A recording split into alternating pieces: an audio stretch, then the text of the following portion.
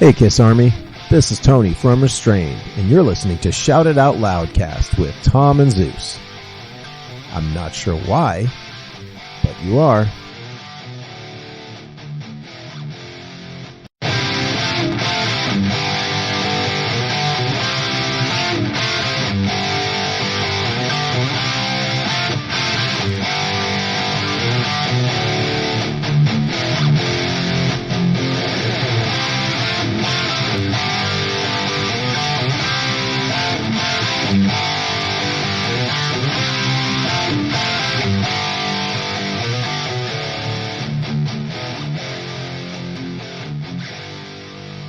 Greetings and salutations. Welcome to the Shout It Out Loudcast.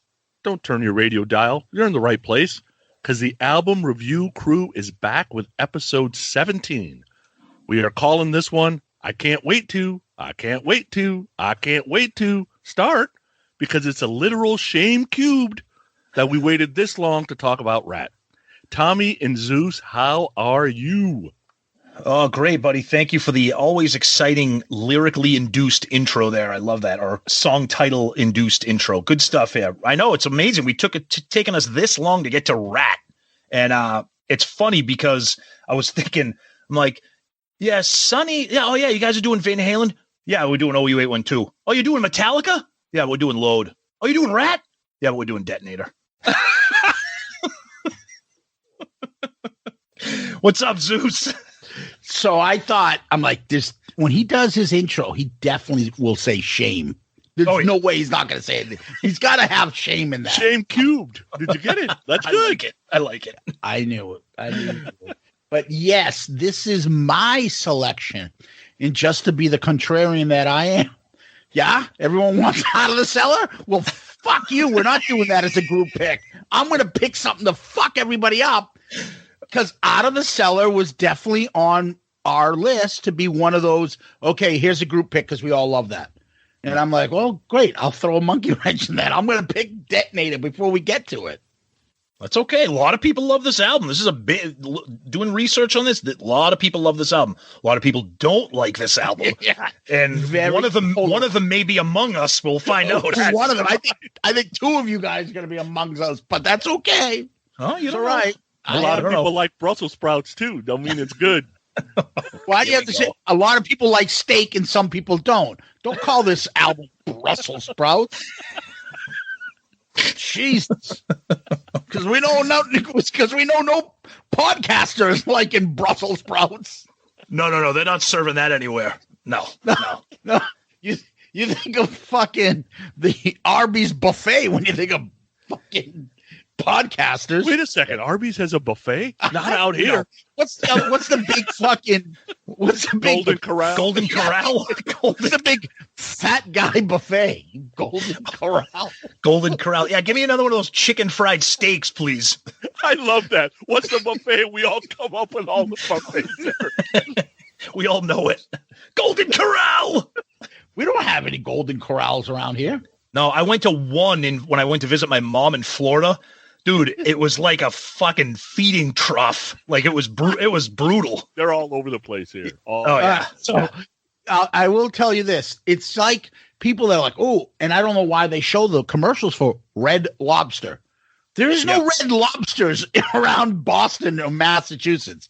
No one's going, gee, I can go to the Cape Cod or I can go up to Revere Beach. Or I can go up to the North Shore. But instead, I'm going to go to the Red Lobster and grab seafood. You know, it doesn't happen around here. It's the same people who go to Olive Garden to get chicken parm. What are you doing? Don't go there. Don't do that. Well, you live in Iowa. You ain't got no choice. That's true. That's true. But we're lucky. Neither one of us live in Iowa. What's the other one? Long John Silver. Oh, commercials in the Boston market for long. I don't think there's one like 200 miles from around here. Dude, wasn't that guy a porn star? No, that's Long Dong Silver, isn't it? Wasn't that who it is? He was in like the Congressional Record because when they did the Clarence Thomas thing, apparently he would go up to chicks and be like, "Hey, have you seen any movies by Long Dong Silver?" Something like that. See, There was also the story where he went up to women. He was like, "Hey, can I have a Coke? Who put this pubic hair on my Coke?" Oh God! And feel like their reaction, like, pubic hair on my Coke. See, it only took us 5 minutes to digress. Unbelievable. All right. Getting us back on track. Last time we were out, we talked about a hailstorm. And I think we're still recovering from all our drooling because a lot of the feedback we got was talking about us being a little too thirsty for Miss Lizzie Hale. It's true. It's true. Sorry, we weren't like drooling over fucking Kip Winger. We did drool over him, but this is a little bit more suitable for us. So I thought Lorenzo we'll go back. Was going to make a reappearance. I wasn't sure. Oh man, what? Lorenzo Lamas. Lorenzo Lamas with this laser fucking pointer showing people's personal defects. Great one. Tom, where do you want to start? So we always start with the bonus poll here. So the fix is in here. Somebody has to explain this to me. What? For the first time ever, my last ranked song was Sonny's highest ranked song, Better Safe Than Sorry. And that won the poll. Yes. That is insane. You, Tony. And then my number one song, Familiar Taste of Poison, came in last. And then the two most quote unquote well-known songs, It's Not You and I Get Off, were right in the middle. So Better Safe Than Sorry came in first, which I don't know, whatever. So and of course Sonny comments here and Tony comment. You guys are having a little foot rub about the poll. Our buddy I Love It Louder said, I love this album. You guys heard the cover of Straight Through the Heart on the Ronnie record. I like it better than the original Blasphemy. Her voice just crushes. All right, I'm not even sure what the hell's going on there. West Beach saw Hailstone open for Alice Cooper, having seen all the hype they were getting and didn't care for them at all. Great production and sound on their album, but don't care for the band or the songs. To me, I don't hear any hooks, and the songs just don't do it for me. That's shocking because I think everything had a hook. Save Rock and Metal. Ooh, is that Sonny? That might be Sonny. Yeah, Save Rock and I would have voted for What Were You Expecting, but it wasn't available. Steve Wright says, Better Sorry. Hell yeah, Poonie theme song. Look, it's a good song. I mean, we were huge fans of that album. I mean, you guys listened to it. We were gushing over that entire thing. A couple more episode specific comments here. Twisted Kisser. This doesn't match my love for some of the previous albums that you reviewed, since I've lived with some of these for 30 plus years. But this may be the most excited I've been to hear a review. I really enjoy this band, and I'm glad there are such cool current bands to enjoy. Deuce was raving about this episode. He's a big fan of Hailstorm. Let's see. Steve Didisco. I bought it a while back. We'll definitely revisit it after listening to your review. I love how his name is Didisco now. That's Steve DeWood. Oh, is that what that's him? Yes. I never put it together. Yeah. Lizzie Hale's a rock goddess. Oh, then Tony had a good one here. Tony from Restrained, who, by the way, let's try not to forget, he did our intro music. Whatever. Whatever. I'm only about 30 minutes into the episode. You guys are killing me. Zeus, it's funny because you call my pictures poses. Do you remember we were talking about his pictures? He goes, you call my pictures poses because my old drummer used to name them. I never do any of them on purpose. It just happens in the moment. Here's a new one for you, and it's a pose. Speaking of that, he's the Juan Croucier of Restrained. That is not a compliment.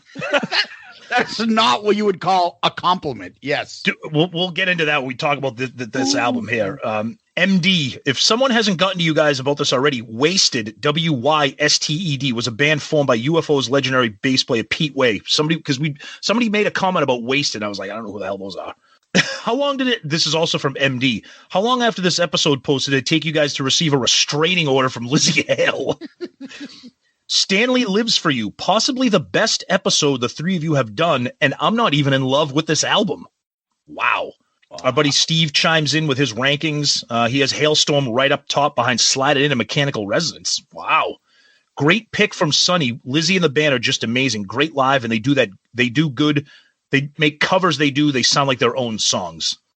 Nige Savage, listen to this episode right now. Really interested to see what I think of this album. Loads of hype about Hailstorm, but I've never really given them a listen. Quote of the episode so far by Zeus. Quote, he can actually play the drums, unlike Ricky fucking Rocket of Poison. Poison is a punching bag for every bonus episode. Yeah. Mark Ain't John. Never heard this album. I'm also a believer that all good music was in the 90s and before. I only gave this a don't get too excited out because his next line is, I only gave this a chance because of you three idiots. Now I have to get all their albums. Hailstorm is just too good. Very surprised of the talent of this band. And then another podcast called Playlist Wars that I started listening to. These guys are good. They pick a band and they each make a greatest hits list of that band, and then they kind of fight over who has the better list. It's an interesting concept. Good podcast. They chimed in and said, love their debut. Looking forward to hearing what you guys think. And then Fritz von Bufu, he calls them Shitstorm. Well, remember now, Bufo means dummy in Greek. Okay, I didn't know that. So he calls them. His name came up before, and I mentioned that. Yeah. So that's some Twitter feedback. So this is definitely a love. I don't want to say love-hate, but the people that love this album really love this album. So that's some Twitter stuff. Ooh, pun intended or not intended? Love-hate. What, Sonny's other favorite band? No, I know the song. I know. I was making a joke about that shitty 80s band. All right. Over on our Loudcasters page, our buddy and brother Steve Wright. I can't stop seeing Rocky Dennis now when I see the cover. Thanks, Zeus. Oh boy. Yeah, the Rocky Dennis. See, that's Zeus. That is he does not reflect the opinions of the Shout Out Loudcast album review crew. He looks like Rocky Dennis himself. On YouTube, crickets.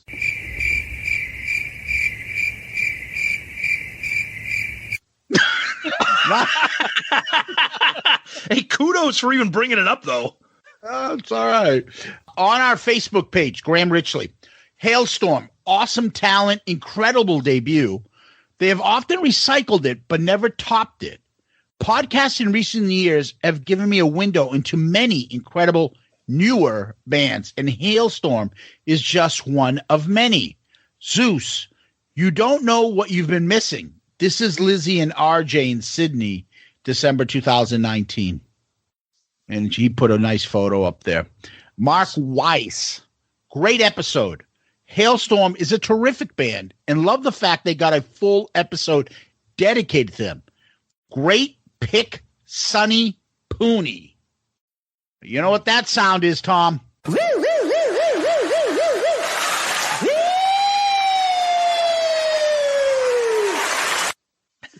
Anytime anybody agrees with me.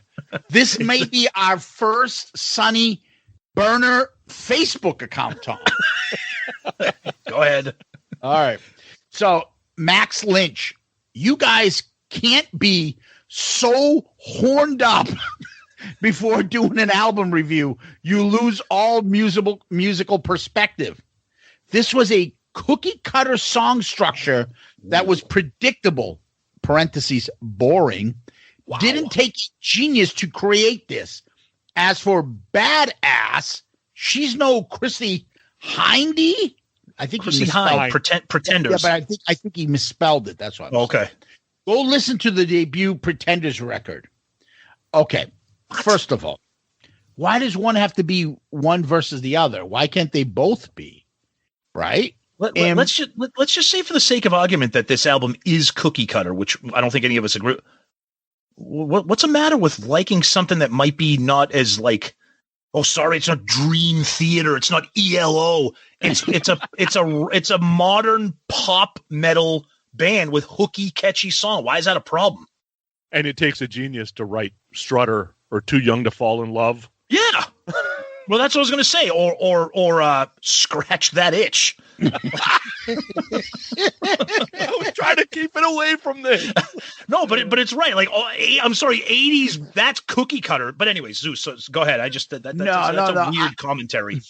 No, and Max has always been pretty good about these kind of comments. Yeah. But the only thing that I was going to say is, like, sometimes you call it cookie cutter structure that didn't take a genius. It was predictable. Sometimes that's the kind of best music. Yeah. That's why I love the Bon Jovi debut album, which I bring up often, because it's simple, but it's catchy, hooky pop rock, pop metal. Yep. I like that stuff. And this is what came out of this. I can listen to it. I catch the melody. God damn, she's a badass with those vocals. Come on. Craig Moran just put a great episode and put a photo of her in a white tank top. Oof. And it rolling up, and you can see like a bikini bottom that she's got on as like the only pants with knee thigh fucking high, I don't know, leather boots on. Like, what the fuck? Nice. Gordon Duncan, great album. Michael Anderson, great episode. Hope you guys finished when it was over. Oh, Jesus. During. I knew it. I knew somebody was going to say that. Chris Sargent. Only thing is, it wasn't their debut album. Time Man was their first album. Oh my God. Here we go. Debut on a actual label, not a fucking demo you can buy at one of the shows. Those are my favorite kind of commenters. Those are my favorite. Like, if we did Out of the Cellar? Well, that's not really. They had the EP. Come on. Well, no, they had this cassette that had 2 songs on it. I got it in 1979 at the Whiskey. Yeah. Facelift is not Alice in Chains first. They did an EP. We Die Young. It had 2-3 tracks. Come on. I'm like, okay, fucking Gooch Part 2. I was just going to say that. Yep. Was just going to say that. Adam Nickmeyer. Me, when you guys play the Greek music, then perking up for the Pinocchio music. Pinocchio. Poor Jack. Jack Pinocchio. Which leads me to telling people, I told you after our episode we did on the live cast with Growing Up Rock in Part of the Nell, Jack said something annoying. I don't know what it was about one of the selections. And I said, oh, just for that, you're not getting your theme music. And you notice if you listen to our Soul Train, Soul Train? Wow. All right. Whatever it's called, Soul Station review. The Soul. Instead of playing his theme music, Tom, I put cricket sounds. Oh, see, you're so mean. Just when you control the fucking editing. Yeah. Yep. Craig Moran put another. Oh, look at this photo of her. She's like thigh-high fucking white fucking leggings. I don't know, leather skirt, sunglasses on. Yeah, that's an unattractive woman. And then I'll leave this one with you guys. Oh, my goodness. Kevin Jepson. Oh. Guys, what the fuck? You did the intro wrong. Zeus. God damn. Oh, man. Yellow. Welcome to the Circle Jerk podcast. Oh, God. Might be my favorite review yet. Look, that's awesome. He actually said this publicly, and he put his name behind it. So we've joked about this, Tom, a few times that some of our fucking listeners are perverted. Now, I'm going to put Kevin up there with Sonny Pooney as the 2 horniest men I know. So, yeah. He goes on to say, I've told you guys here and privately, you need to do a porn cast. Oh, my God. He wants us to review porn and do the commentary as an episode. He's got issues. How did she get that leg up in that angle? Wow. This one. Oh, look at her flabby ass. Just. I'm not really into the hairy ball back fucking photo video shot. Oh. Come on, he's getting too much screen time. Go back to the girl. I know. I can't stand this angle. Move the angle. Come on. Yeah. Oh, wait a second. We already saw that screen. That's a repeat. Wait, that's a repeat. Yeah, he ain't going this long. Anyways, he goes on to say, this debut is so good. They rule live as well. I got this the day it came out. My top 3 songs. Number 1, I'm starting to think Kevin and Tom are the same person, except he's way too horny.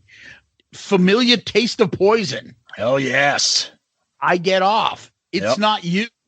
And to be clear, nobody takes my title of horniest man alive. Oh, boy. That's me. F.U. Pooney. Wow. Well, if the Kiss Cruise happens, they might have to be a showdown. I don't know how you prove that, but we'll figure it out. It needs to be like a tarmac or some fucking police yellow tape around that area for all the jerking off that'll be going on in those rooms. Anyways, oh, man. Yeah, that's our Facebook. And we do have one review on podchaser.com. It's from Casa de Leon. And the Sonny Burner account is going on Podchaser right now, too. Outstanding review of a newer album. Great job, gentlemen. Thank you, Casa de Punion. Oh, God. Here we go. All right. So we got a couple emails here. Sonny, you want to start with a few? And I have a few, and then I have a Facebook DM I want to read, too. Yeah, so I think Save Rock sent something on Twitter or something too, but says, hi guys, the episode was simply incredible, possibly your best episode so far. We've heard that a couple of times, supposedly from me over and over and over, but whatever.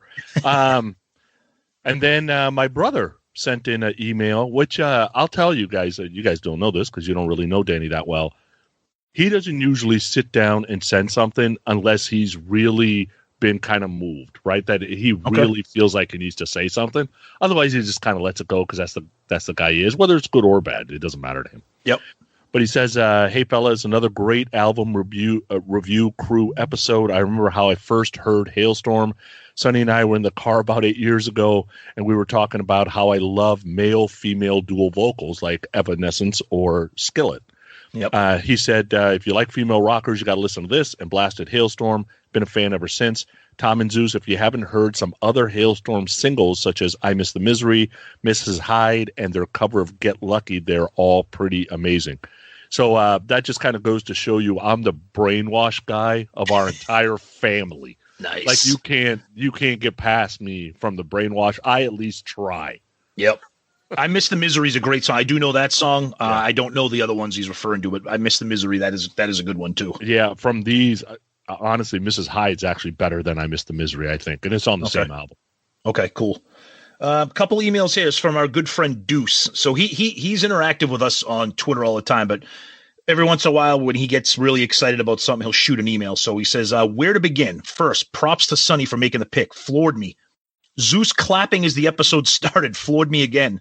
Thought for sure I was going to have to go a few rounds with Zeus over this one. I'm so glad he liked it. I appreciate the fact that all three of you respect each other's picks and actually go into each episode with an open mind and share your thoughts with us.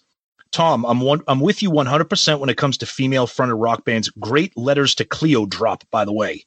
And when they strap on a guitar, I'm done. What makes Lizzie stand apart is her amazing voice. There really are no words to describe her voice. Sure, Ann Wilson and Pat Benatar bring it, but they never did anything close to what Lizzie does. Ooh, that's a statement. Her resume may not be as long, but for me, she's the greatest female vocalist I have heard. This album is so good. One of my favorites ever and ranks right up there with great debut efforts. To open with It's Not You and close with Nothing to Do with Love, it doesn't get much better. The cover is a big disappointment, but this band is so solid, so tight, so talented, it doesn't really matter. When people ask me about rock music today, I always turn them to Hailstorm, and I've yet to have anybody come back disappointed. Great episode, great album, and Sonny, I'm calling dibs on Lizzie next Valentine's Day. Nice. And then we got one from Doug Middleton. Title, Lizzie is a Freak. Then he says, I have a question for Tommy after listening to the Hailstorm episode. Brittany or Lizzie? You can only pick one, and Brittany doesn't play guitar. All I could think about Lizzie plus hot leather pants plus the hair plus the guitar plus the voice. Should I go on? The woman is gone today. The woman is gone today, so my hands are going to do some hailstorm video surfing on YouTube. I take a couple of naps in between. First of all, nobody beats Britney. I'm just going to make that answer short and sweet for you. Lizzie's great. Britney is the queen, so just don't even ask. And then we got one big DM from our good friend Craig Moran. He sends an email, or sometimes or he interacts with us, but he saves his big stuff for the DMs. Says, just finished the hailstorm episode. I think all three of you need a cold shower. Great episode. After listening, I went back and listened to this album all the way through for the first time in a good while. Lizzie definitely has one of the most amazing and powerful voices I've heard in a long time. You're likening her to Pink is a good comparison. They both have bigger balls than a lot of male singers out there. This message is less a commentary on the album and more of a recommendation for their second album, The Strange Case of, my personal favorite. There might be a little more filler on it than the debut album, but the best songs on it are much better than the best of the first. You get Sweet Lizzie and two of their best songs, Rock Show, Here's to Us. I think Zeus would love that one. Do yourself a favor and go to YouTube and watch Lizzie's duet with Amy Lee on their song Break-In. Holy shit, their voices complement each other so well. Hailstorm's cover of Lady Gaga's Bad Romance is way better than the original, and her vocals may be better than Ann Wilson on their version of Heart's All I Want to Do Is Make Love to You. You'll be pleasantly surprised by some of their other choices of cover tunes, too. Until next month's album review. Awesome. Craig, thank you. Wow, that's 2 comments about Ann Wilson. That's a bold statement because Ann Wilson is, obviously renowned as one of the all-time great female singers. So, Hailstorm, Lizzie is fantastic. You heard us for 3 hours talk about how great she is. So, 617-422. All right. Where do we go do next? All right. So, Ratt, Detonator. This was my selection in the rotation. So I wanted to go back to, because I know I'm going to alienate you guys when I start going off the beaten path. I wanted to go back to some hair metal, glam metal, pop metal, whatever you want to call it. Okay. I wanted to hit something that I liked. Now, for me, I was always a big Ratt fan. I love them. Stephen Pearcy's voice, one of us here does not like it and one of us here really loves it. And that's me. I love it. I think his unique style and delivery works. Do I think he can do a certain type of song? Sometimes. It's like Ozzy. You either like his voice or you don't. But there are certain songs Ozzy or Stephen Pearcy can't do. But I like their distinct, like, oh, that's Stephen Pearcy. Oh, that's Ozzy. I like it.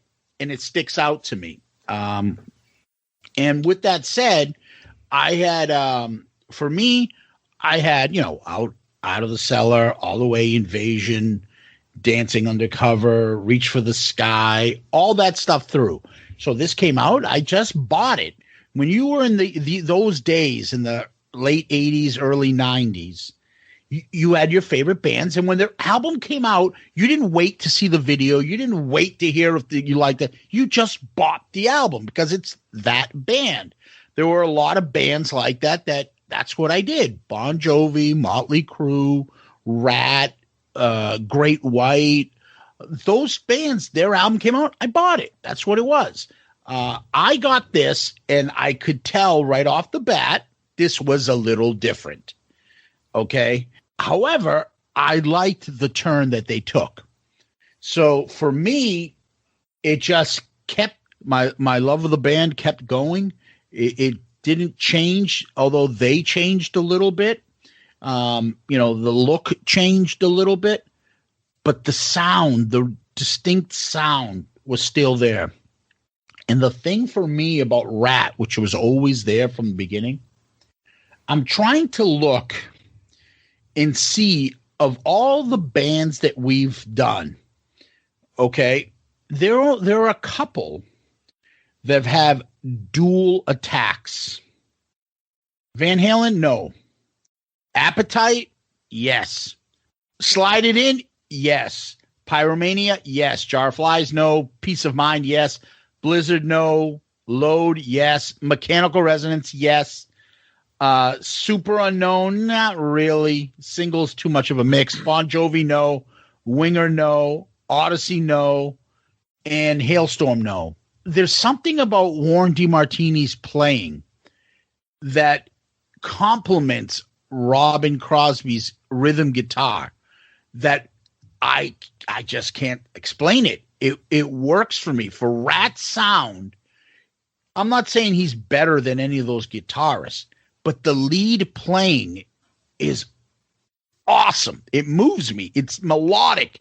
It extenuates or accents some of the rhythm guitar playing, which is always a fucking great riff when you talk about Ratt.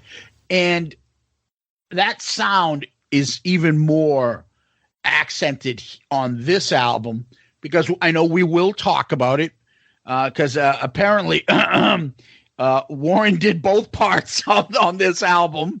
But I think he did it with the mindset that this is how we always do it. So he did Robbin's side at that point. He did it himself. So I love that Ratt sound. The drumming's great. The bass is great. Stephen's vocals, I just think they just kept it going. And I liked that they all of a sudden incorporated a little bit of the Bon Jovi-ish style and toned down a little bit of the sleazy, harder rock style and made it more popish this time around. And it's no more evident the fact that Bon Jovi's actually on this album. And then it's actually Bon Jovi's songwriter that comes in and produces and writes most of the songs on this album. And there's that, oh, this is an old Ratt style song. Oh, this is the Bon Jovi style song on this album. You can pick up the differences on this album, which works and which sounds a little bit different. I love that. I had high hopes that this album would bring Ratt back to the forefront because it had been a steady decline since Out of the Cellar. You know, triple platinum, double platinum, platinum, and then this one. So I had high hopes. I fell in love with this, and it stood out for me because after this was the real change, at least as far as I'm concerned, about my musical style and taste. Because right after kind of this album went out, a whole new set of music came in for me. So this is one of the last of that era for me. So that's where I think about, and that's how I came into this album. Who wants to go next? So for me, look, I love Ratt. I'm with Zeus. I love Stephen Pearcy's vocals. It's a unique style that you really can't compare to everybody else. And he brings a certain kind of LA sleazy glam that a lot of bands can't do, but they can still do the pop metal with that sleaze. It's a unique sound. But for me, the interesting thing for me with Ratt was when I was like younger, I was more Motley Crue when I was like, I like Round and Round. But and then as I've gotten older, it's kind of reversed itself. I'm like, Motley Crue. I like them, but I love Ratt. But the weird thing for me is that I've always been an Out of the Cellar guy and a hits guy.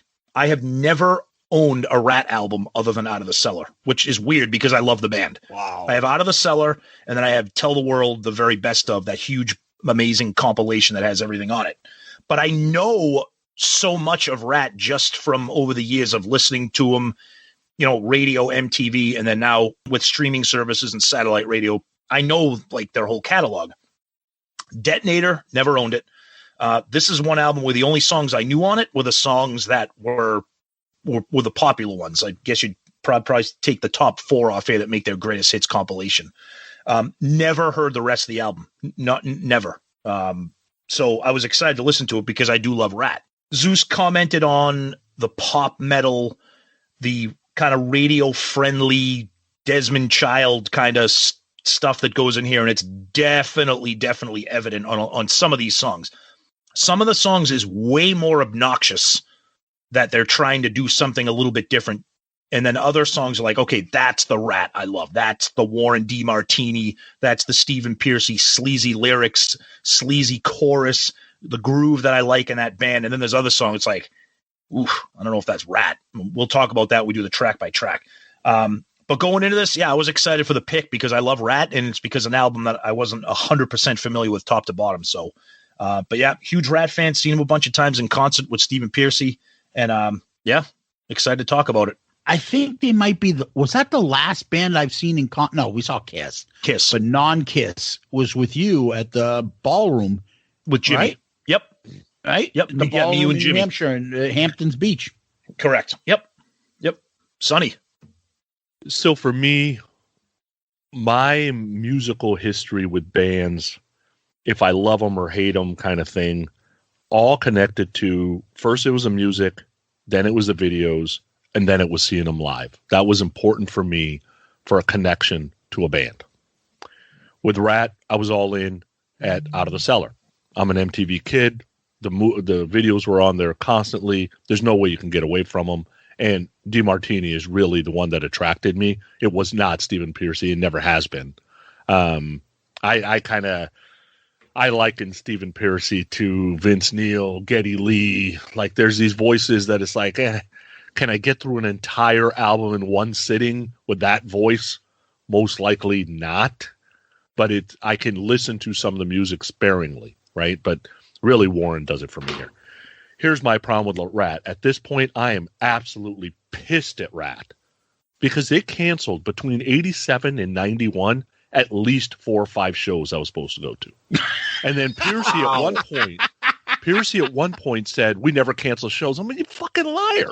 Dude, I got tickets that prove you didn't show up, right? And the crazy part for me is this is not a European band that was on a tour, didn't go well, they canceled. This is not a East Coast band, they're burnt on the road, they had to cancel. This is a band that is at the bottom of my state, right?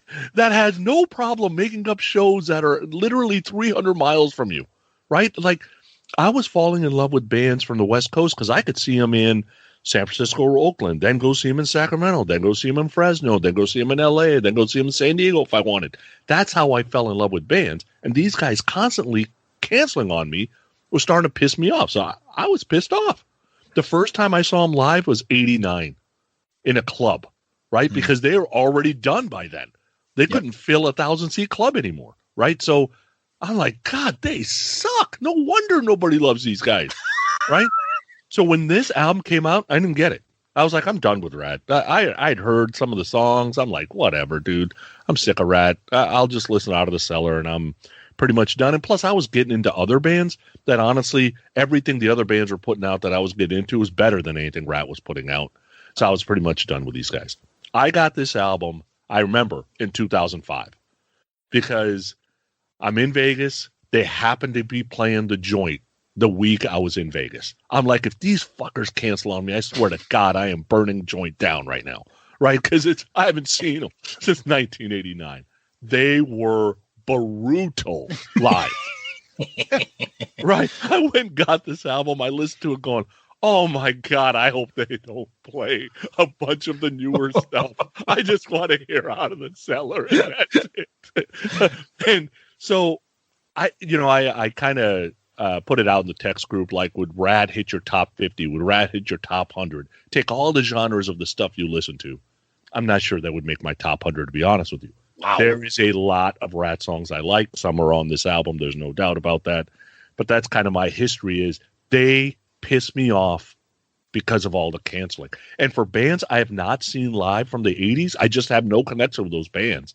And if I saw them once and they sucked, I was done with them immediately. So it's weird that the live connection kind of made it that for me.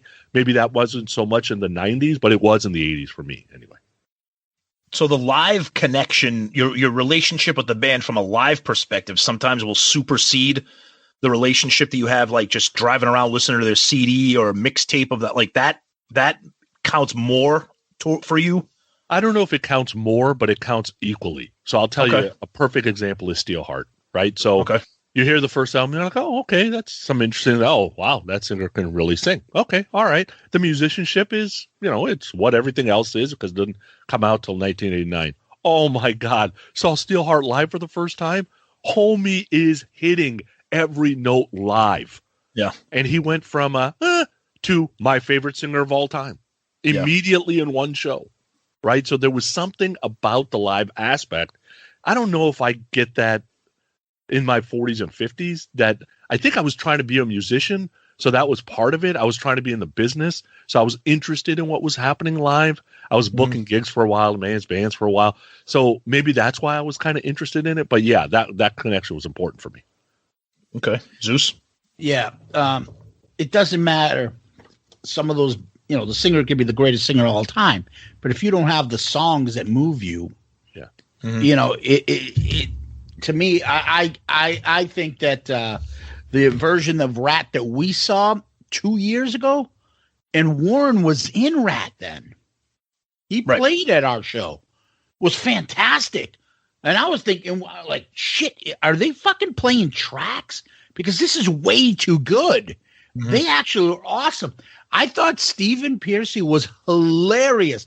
There wasn't a word out of his mouth in between the songs that wasn't the word fuck every 2 seconds. Oh, yeah. I'm at this fucking place. You guys fucking rock. What a fucking great time this fucking place is. Haven't fucking been here in fucking 5 fucking years. Fucking rock and roll. Fuck. Like, Jesus Christ. But they were really good at that time. Look, obviously they're up there. And you know what? Unfortunately, it's, that we also know the tragic story of Robbin Crosby and his drug use. I think at that point, hair metal, glam metal, pop metal, whatever the fuck we call it, was so, I don't know, it had ballooned into this monster, and they probably took their fans for granted. Oh, this will always be here. All right, we didn't have a good show tonight. We'll get them the next time. But you piss people off, and all of a sudden, this new wave of new style of hard rock music comes in called grunge, and they're like the polar opposite of that. And then you're like, oh, shit, maybe we shouldn't have been like that. Maybe we should have been like, top notch or work. And it changed everything. So it sucks that you didn't see a good version of them live. I've heard horror stories of them live, but I've also heard some good ones. And I've seen them perform pretty well. Yeah. So I don't know. I guess it's a mixed bag, from what you're saying. Tom, any other thoughts before we start talking about the album? It was just a weird time for, we kind of covered this, but just to chime in. So it was a weird time because the album came out in 1990. And, at that time for me, I was like, oh yeah, Ratt, they're still around. Oh yeah. Lovin' You's a Dirty Job. Okay. That's kind of a cool song. But like, I was into Metallica. I was still listening to Master of Puppets, Justice for All. Tesla was on my radar really. And the big thing was Kiss was back in my life because of Hot in the Shade. And I had just seen them that summer. And I was in high school. I was still listening to a lot of rap. I was listening to Public Enemy all the time and NWA and all that stuff. So like Ratt was like, oh yeah, Ratt, oh, they're still around. I didn't know that. And again, from the radio, I knew a handful of the songs that were on this album. But for me, it was kind of like, it's funny saying this now, but I'm like, oh yeah, Ratt, they're like has-beens. Meanwhile, I'm listening to Kiss's new album or like, but so it was just a different perspective for me where I was back in those days. Back in those days, there was just there was so much music to consume at that time from all different genres. It was like the end of hair metal for certain bands, but the strong bands like Tesla was still putting out stuff. Kiss was back. Metallica was in, pop rock, popular like rap there was so much going on that a band like Ratt, after some of those albums that weren't great, Reach for the Sky or whatever, then this comes in and it does have some good songs and we're going to get into it. I mean, the album probably deserved better than it got, I think. So when Ratt was in its heyday and most popular, you probably say there's about 10 to 15 acts it was competing with. Now, I'm not saying there wasn't more of those pop metal kind of bands out there perform, but in the limelight with MTV, there was them, Quiet Riot, Motley Crue, Def Leppard, those kind of pop metal kind of bands were out there. Obviously, Iron Maiden, Judas Priest, and all that stuff were out there in Kiss, but I don't think that was in the. I'm talking about that LA kind of. They were up there. By the time Detonator comes out, they are one of like 200 bands that are competing with MTV and all that stuff. And I think they let their guard down and let things slip a little bit. So now when they release it, the hardcore fans like me will buy their album. But now they're competing with a whole new Tricksters and fucking I don't know, Pretty Boy Floyd's, like everybody's out here at this time. This was probably like at its high point of like, at the point where people are like, are you fucking kidding me? Who's this new band? Who's this new most requested video? And everything that was like hair metal or different style or a new band was obviously top 10 or top 20 on most requested. They were just coming in quick and fast. And these guys got pushed to the side, considered probably old. And meanwhile, Kiss is doing this stuff too, trying to compete in this market with all these young acts. But Kiss had the hardcore fans. Ratt never had the fan base like Kiss. They had some, but they had a hard time competing. And I think that's what happened, unfortunately. And this album gets kind of overlooked. Didn't for me, but anyway. Yeah, so and that's say something? Yeah, and that's my point exactly. Is you're looking at I'm at 17, 18, 19, 20 at this point, right? That's my age. So you're competing for my dollar. I'm your base customer, right? I'm the customer you want there, and you want me to bring my girlfriend there. That's the whole point, right? So all these guys are competing for the dollar. At this point, especially by the time I see him for the first time in '89, I'm either at the Stone, the Omni, the One Step Beyond, Cactus Club, Cow Palace, Concord Pavilion, Arco Arena, like Shoreline Amphitheater, 3-4 times a week. Do you realize, Ratt, how much competition you have right now? Yeah. Right? And then you come and you got what the fuck are you guys? What are you doing? Right? So it's like, or Ace falling off the stage would completely ruined it for Tone, right? Because he had never seen Ace, and Ace falls off the stage the same time frame, right? It's like, so he loses it about Ace for the rest of his life. It's kind of the same thing, is that you're in my bang zone of my musical taste forever, competing for my dollar, and you're not at your best. And unfortunately, you were at your best when I was 15, 16 years old and I had no money. Right. Mm-hmm. Yeah. Right. So yeah. One last thing before we move on to before you do anything, I don't think anybody wants to be in Sonny Pooney's bang zone. What? So I can detonate? I'm going to detonate you in my bang zone. Go ahead, Tom. One last thing before we move on to like the album artwork. I think the problem with Ratt, and this is always a gamble for bands, is that they made a clear effort to change their sound and try to compete with what was going on at that time by bringing in Desmond Child and having Diane Warren and John Bon Jovi. And that is a risky move for a band that made their bones with sleaze and dirtiness. And Ratt was not a ballad band. They were not a pop anthem band. Their songs were always gritty and dirty and sleazy and LA, and that's what got them there. So I'm not going to pretend to know what the right decision is, but in 1990, you're like, shit, can we make another Out of the Cellar, or should we be competing with now that poppier Def Leppard, Bon Jovi, Poison sound? They did that. Some people loved it, and other people like, these guys are just trying to hang on, and who knows what that did for them. I mean, again, there were some big songs off of this album, and we'll get to them, but that's a tough thing for a band that whose first album came out about 10 years prior. Yeah. So let's talk about this artwork. So you got the cover. You have the famous Ratt logo on the bottom. Mm-hmm. And then it looks like, I don't know, the planet of Naboo from Phantom Menace or something. Yep. And a big like blue, I don't know if that's a Target sign, a Saturn with rings, a planet. I don't know what it is, but it's just, I have no idea what this is. It seems like it's something that's like shooting out lasers, and it's the thing that's destroying everything around it.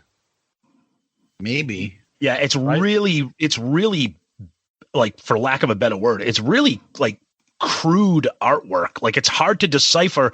It looks like the building. It looks like a destroyed building, like the ruins of a building, and then that blue thing is supposed to be the remnants of some kind of explosion or a nuclear bomb thing. It's weird. And then we want to talk about it, that alternate artwork that kind of makes more sense. Yeah, because it's like a zoom in of the front, right, with the lady and her fingernails and about to hit the Ratt logo, I guess, or the alternate R on the Ratt logo to detonate whatever's going on. So she's probably, About to hit the button, I guess. And the button it actually says Detonator on it. Isn't that the same Robbin logo? Isn't that the Robbin logo too? Oh, Batman the design that's on the button? Yeah. And if people don't know what we're talking about, I'm assuming that must be an import or something, because that's not the American version of the album artwork. Because I'm like, what are you guys talking about? That's not on the album. Right, but if you Google Ratt Detonator album artwork, you'll see the alternate artwork, and it looks like I think it's a European import, and it has the artwork that we're referring to, but then over on top of that is a woman's hand, fingernails painted with her pressing a button, and it says Detonator on it. That makes more sense to me, because you're kind of getting the point. I don't know why they chose to do one or the other, because the American version, if that other one is import, just seems like weird. It doesn't even have the album title on it. Yeah, I can tell you this, though.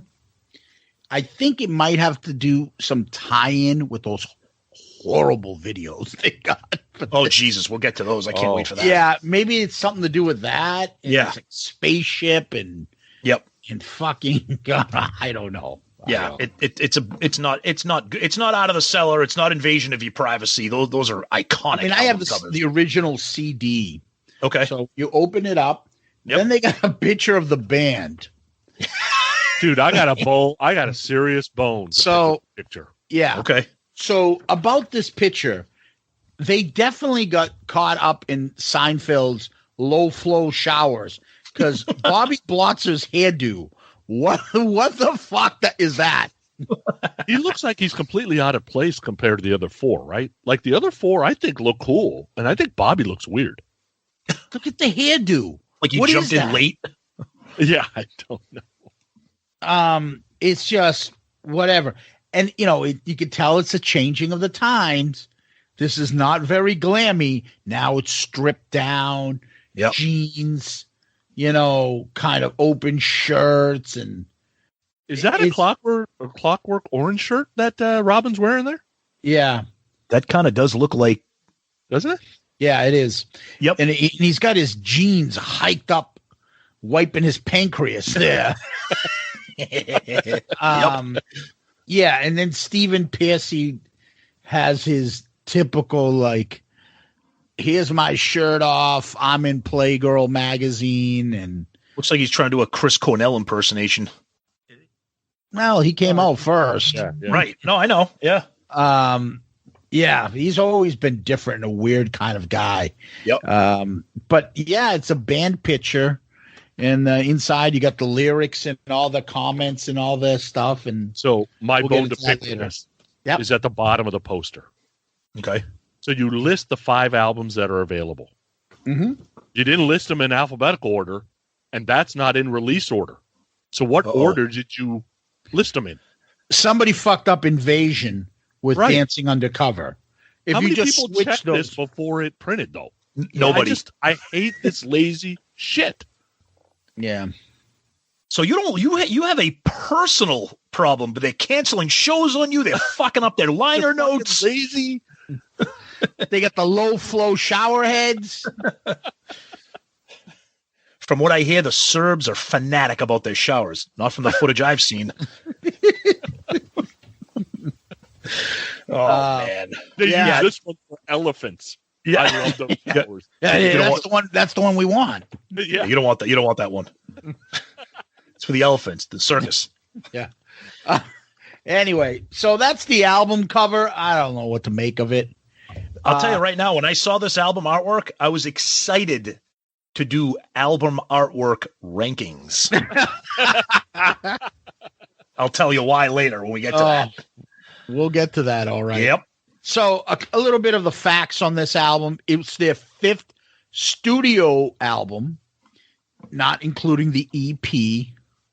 It was released August 21st, 1990. It's gold. It was produced by Desmond Child and his personal sound engineer, Arthur Payson.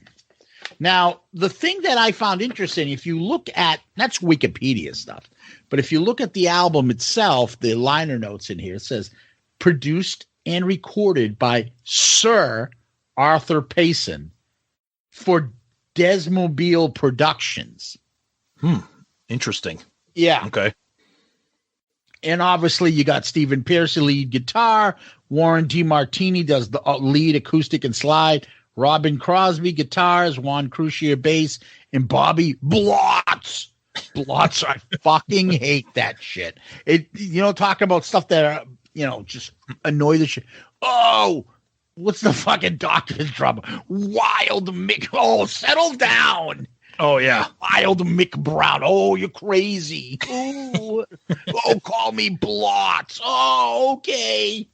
Fucking bozos. Can we talk about real quick about Juan Croucier's insufferable stage antics for anybody that's seen Ratt live? Dude, the guy thinks he's doing like a Blues Brothers presentation. He's like, woo, woo.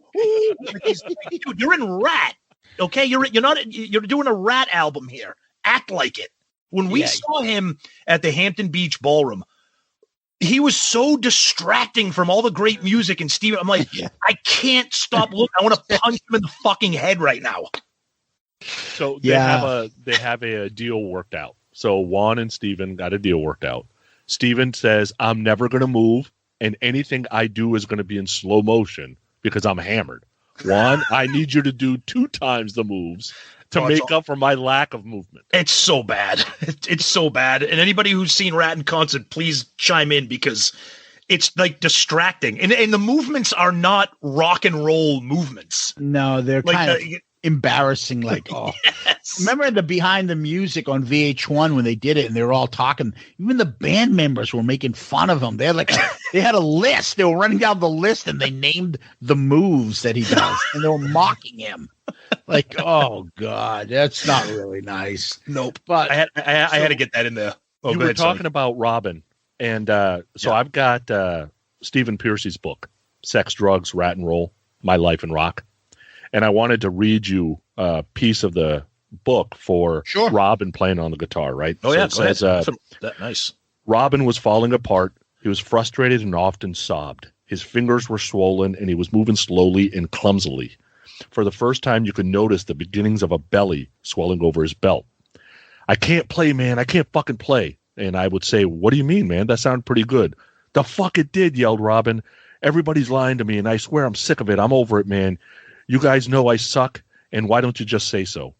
He had never been an angry guy before. Now he could snap into a rage at a drop of a hat. In seconds, the outburst would turn into shame, and he'd apologize, breaking down in tears. It was scary. The real Robbin was in there somewhere, but he was buried underneath a lot of layers.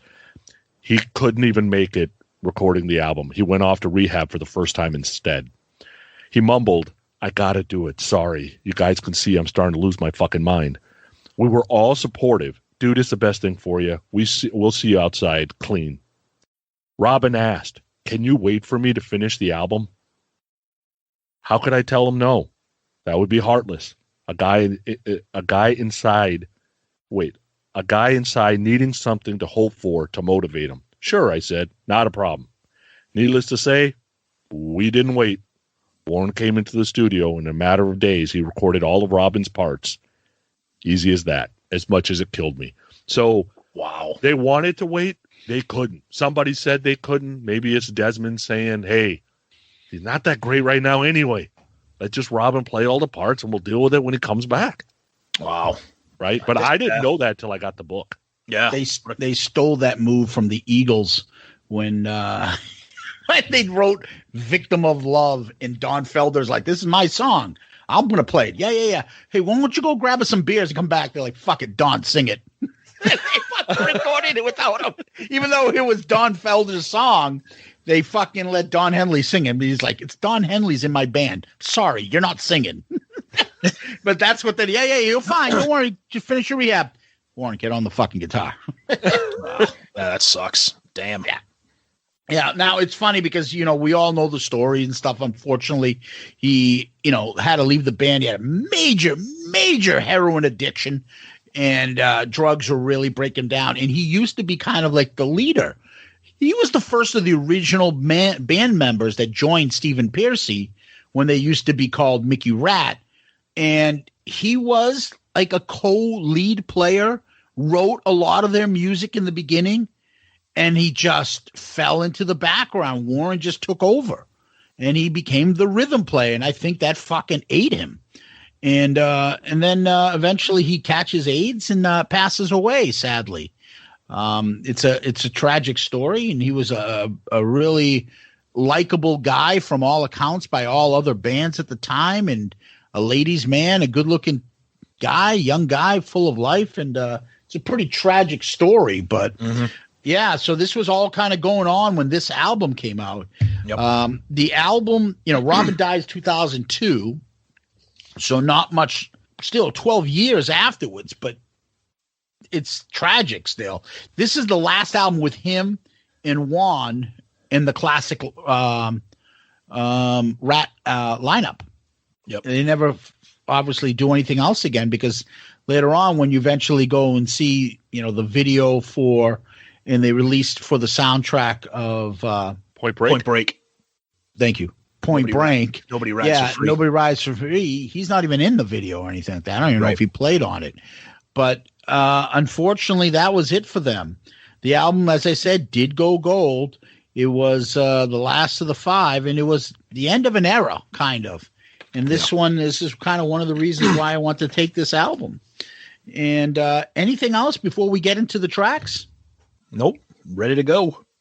Okay, well, we need something to let us get into the album.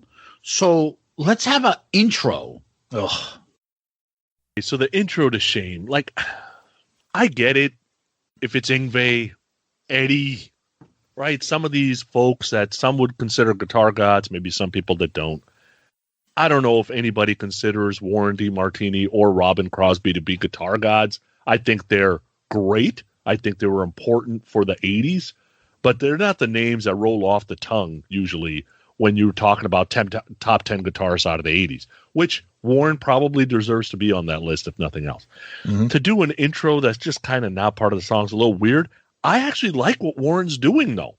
I just think that sustaining guitar thing that he's got in the background is just too loud, right? Just turn that down a little bit. This thing actually works. I actually enjoyed this intro more than some of the other intros that we've talked about in past albums. So, Tommy?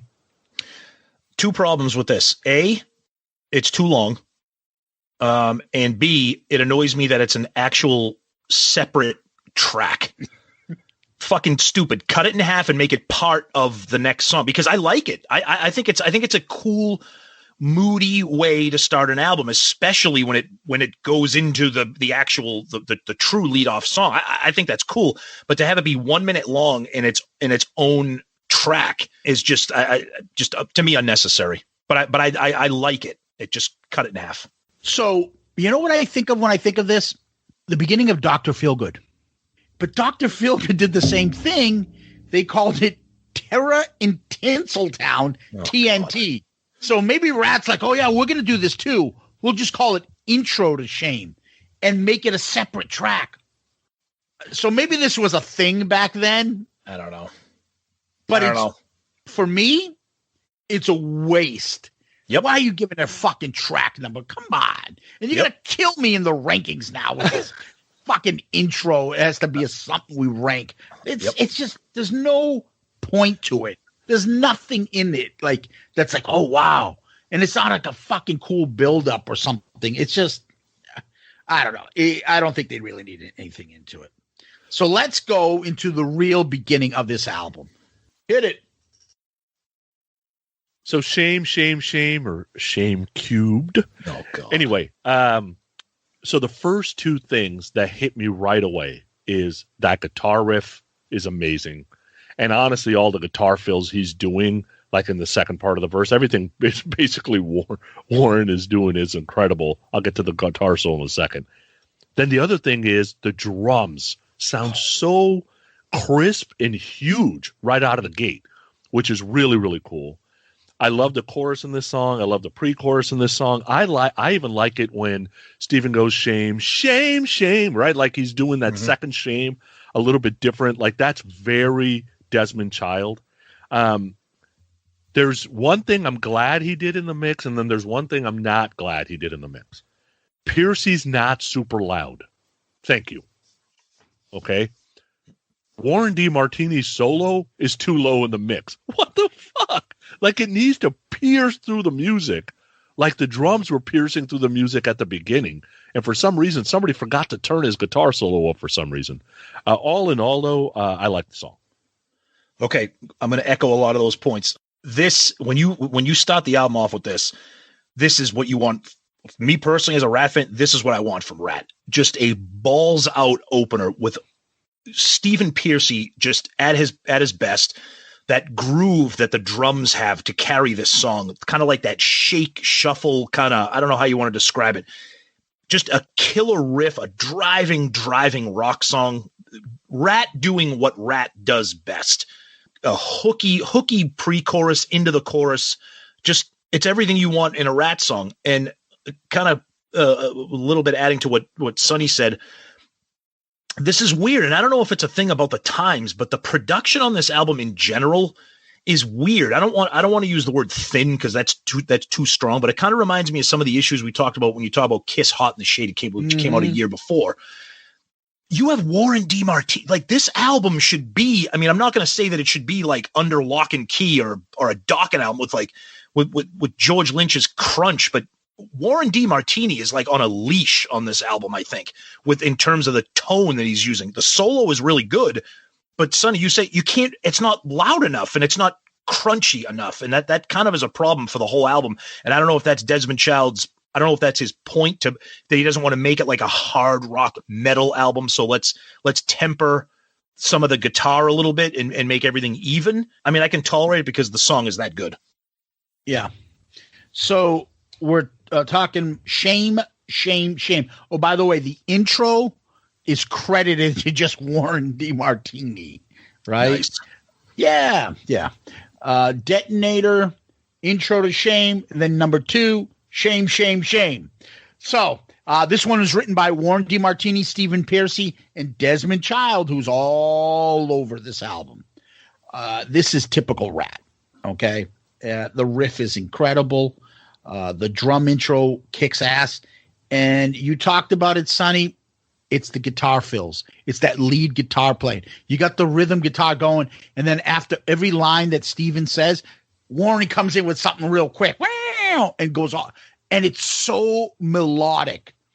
This is my wheelhouse. This is why I love Ratt. This is my favorite type, that melodic hard rock music. And they start off this album with that. And there's also a little bit of I can't explain. You know, you talked about the shuffle, Tom, but there's the guitar bass part. It's like, it's that, no, it's not Iron Maiden, but it's that kind of on this song that it's constantly moving forward that you're going along with. And then when that's going on, like that movement, you got Warren comes in every once in a while and throwing some lead lick that just kicks ass. The solo is awesome as usual. Steven's voice is great. He does the Stephen Pearcy screech. He does. I love that. I love that. Yep. And but let's get into something else. Oh God. Let's get into the video. God, the special effects are brutal. I saw the video last night. I'm like, oh my God, dude! I don't know what's better. 1 year ago. I don't know what's better, the video or the Wikipedia description of the video that I shared with you guys last night. Why don't you read that for us? Okay. I think this is Wikipedia's description of the Shame video. Okay. In the music video for the song, the band members are in an airship. The airship is apparently being attacked by another airship piloted and manned by a crew of strippers. The band retaliates and is successfully defeating the other airship until one of the women activates a switch called Detonator. After doing so, the band's airship blows up and the band members and strippers fall safely from the sky unharmed. The cliffhanger ending is not resolved until the video for the next single, Lovin' You's a Dirty Job. Oh, man. Dude, the effects, it's like... It kind of reminds me of like when Michael was like 5 years old and you would take him to like a little kid theme park and he would be on like the toy airplane and you'd be like, wee! Like that's what Stephen Pearcy looked like. Like, what are you doing, dude? It's like watching, was that Double Dragon or Street Fighter? Yeah. And those games, those graphics in today's time, it is so fucking bad. Oh. The band is, the rest of the band looked kind of normal, but Juan Croucier looks like with his hair back. Oh, that was the look with the hair back, pulled back. Yep. He looks like Mike Patton from fucking Faith No More. Faith No More, doesn't he? Yeah. And it just, I just, oh my God, whatever. But the special effects, and then the parachuting off the fucking thing was so embarrassing. And they each make like a stupid, trying to be funny. Yeah. Blotzer's was the worst. Oh my God. And then he jumps and he catches onto the stripper that's parachuting off, and he's holding on to her, and he slips and her panties come off. Well, and he was hanging on to them. And he looks up and he smiles as he's falling to the ground. And then all of the flashing, dude, it was making my head hurt. Yeah. Yes. Flashing in the video. Yes, I was going to have an epileptic seizure like they do from video games. Like, dude, stop doing that. We're not at a disco. Like, I'm not on fucking Molly right now. Like, put that shit off. It was unbelievable. And then Stephen does his smoldering look he tried to do into the camera. He's like, ooh, yeah. Yep. Man. Oh, what a video. All right. Can't wait for the cliffhanger video that we'll talk about. Oh, I'm dying. Can't wait to see how this ends. There's nothing in there that says they're strippers. Why do you think even barely see the strippers on the airship until the next video. But that's why I love the Wikipedia description. It is implied that they're strippers. From who? It's so demeaning. Right. These women in the video are just strippers. Anyways, let's get to the next one. Loving You's a Dirty Job. So the strip club song, right? You go into any strip club, you hear this constantly. So I remember thinking the other day, I'm like, oh my God, these are Paul lyrics with Gene's attitude. They must have been really pissed at Desmond. It's like, why the hell didn't you bring this to us? This could have been on Hot in the Shade for sure. I love the start-stop of the music. I'm not a huge fan of Pearcy's voice. I'll say that several times today. But this melody fits him so well that when it stops and it's just him singing, he absolutely sells it.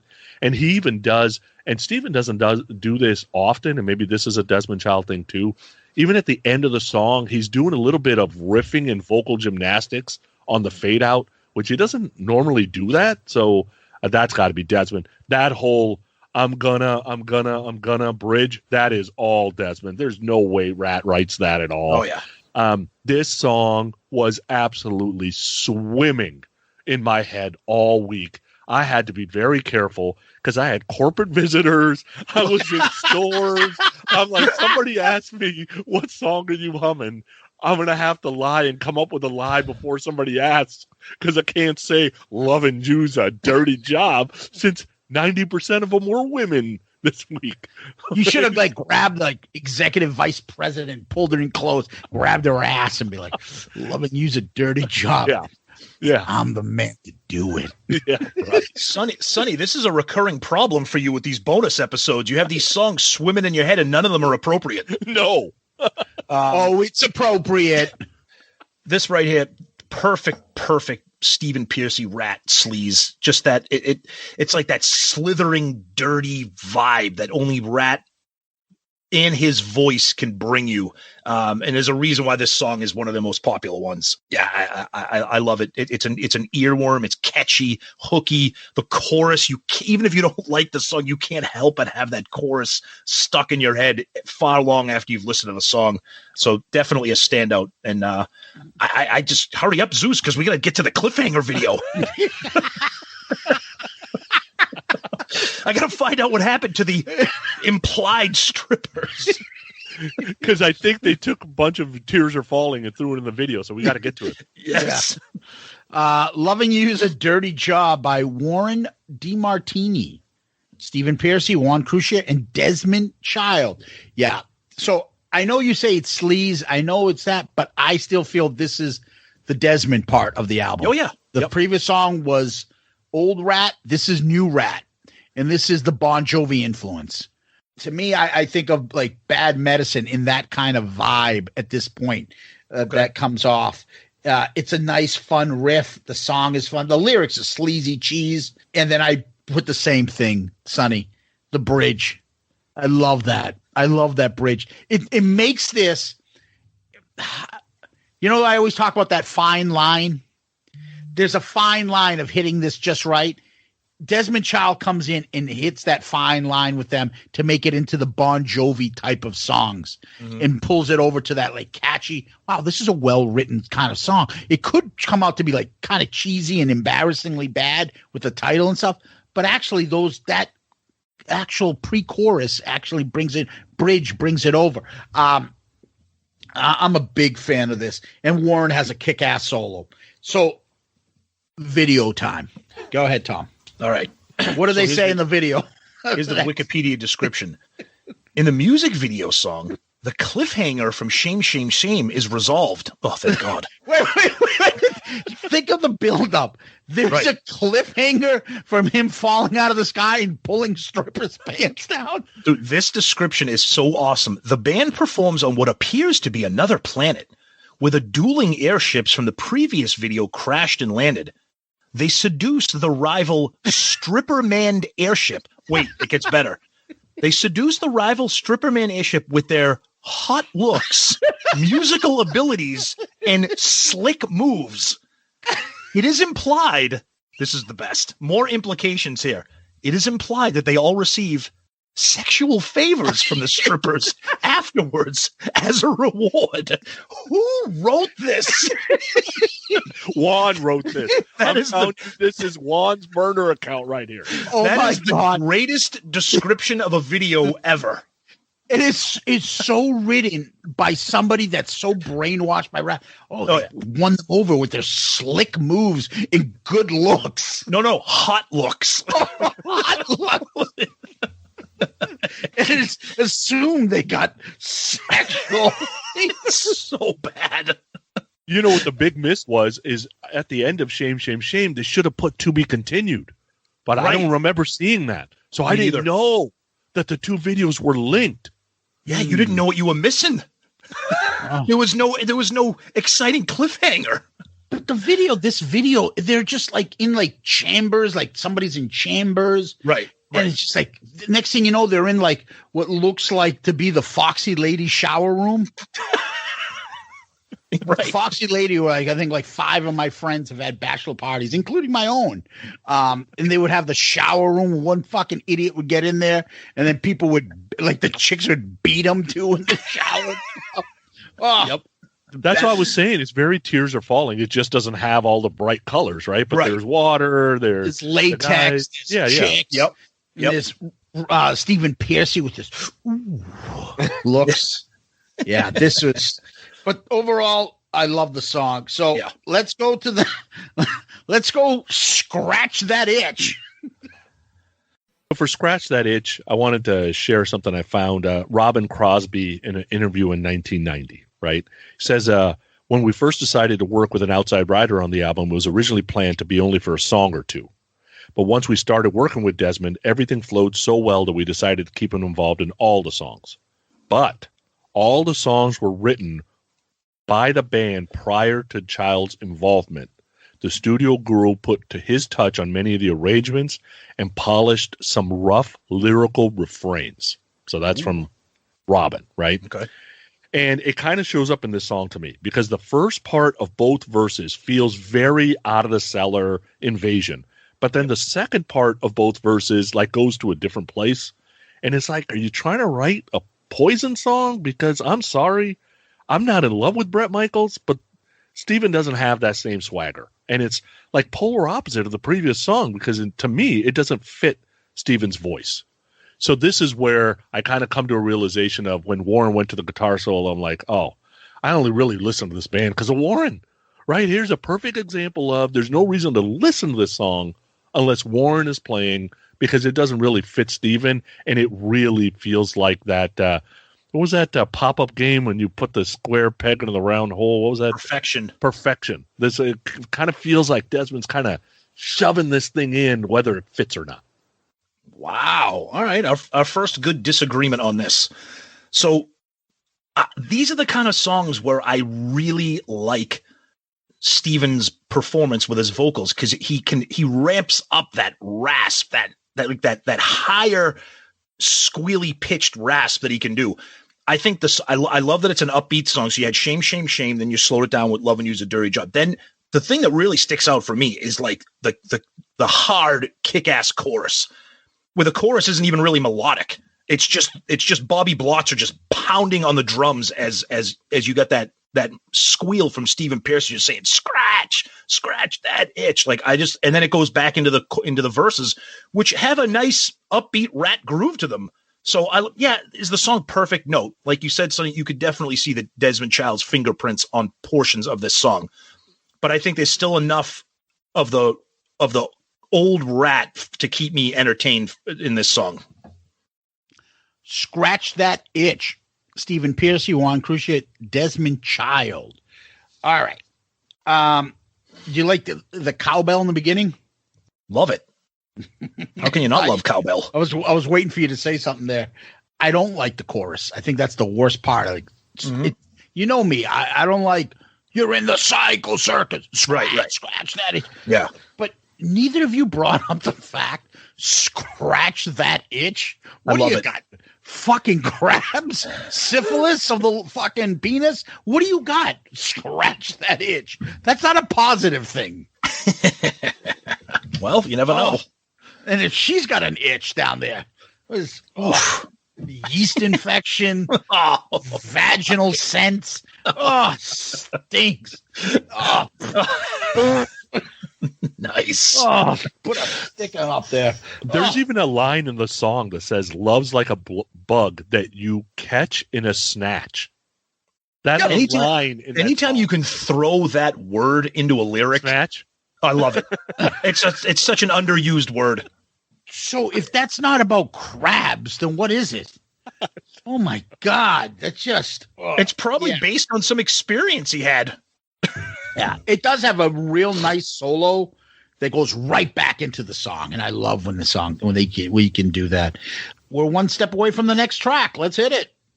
One step away, the softer side of the entity that is Ratt. Great drums intro, no doubt about it.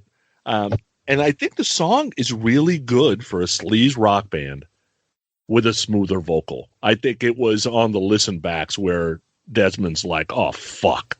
Stephen Pearcy's our singer. I forgot about this. If I would have gave this to John, it'd be a fucking hit because it's super radio friendly, right? So I'm sure this is, it's shared songwriting credits. But this is mostly Desmond. There's no doubt about this. And this is one of those examples where it just doesn't fit Stephen's voice. And even when I found this interview with Desmond Child, and he said, I worked with the band. They were classic. And for me, it was all about the message. They weren't really telling stories like Bon Jovi and Aerosmith. It was more balls out, rocking macho rock, like chauvinistic type stuff. That doesn't even come out in this song. It's okay. It just didn't wow me.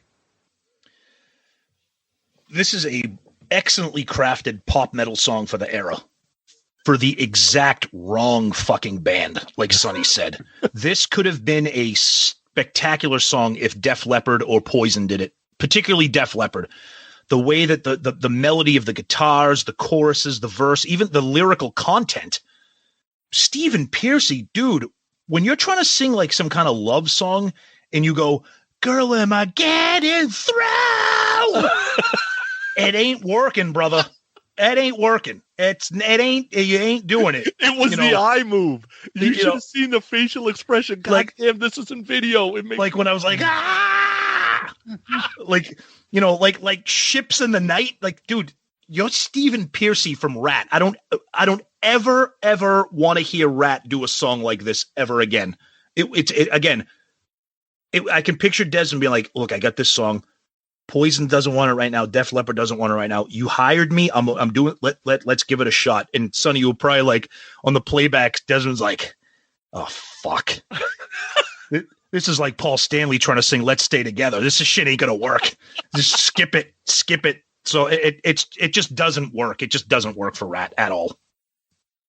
So one step away Written by Stephen Pearcy, Bobby Blotzer, Warren DeMartini, Juan Croucier, and Desmond Child.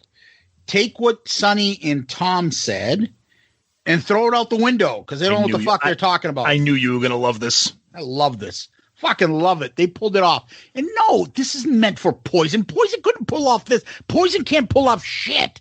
No. They can't pull off anything. They can't pull off Poison so bad they can't pull off Poison. No, I love Ratt, but Stephen Pearcy can't be singing this song. No. Oh, absolutely. He hits it.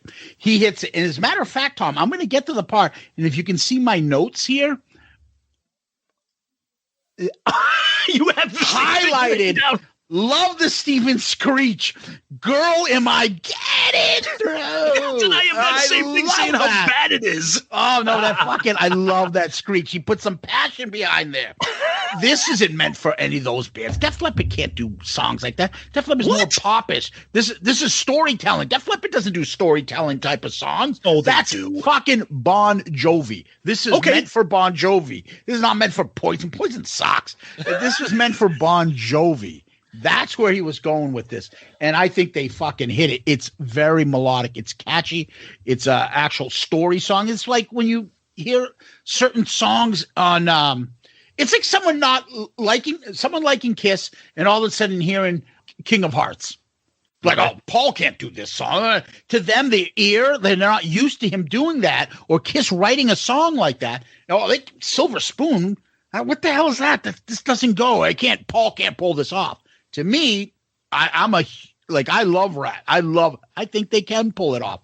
I think the sound is great. The story, the melodies, I love those, the analogies, the points in the song those are fucking Desmond Child and Bon Jovi type words that there's always something in the story that kind of tracks back. It's a melodic Ratt. The great pre-chorus into the chorus, the backing vocals, the melodic solo. There is one cheesy part, though, that in the beginning there when he's like, we just can't get it right. That's so bad. And when the music stopped and he says it, and then 2 years later, I love it. I love this song. This song is why I like this album. Songs like this. Absolutely. I think it works. I think you gave them something that they never had, which is somebody that can actually tell them how to write a song and help them write a well-crafted song.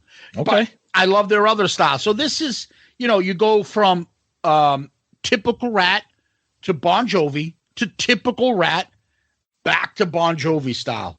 Let's see what we get on the next one.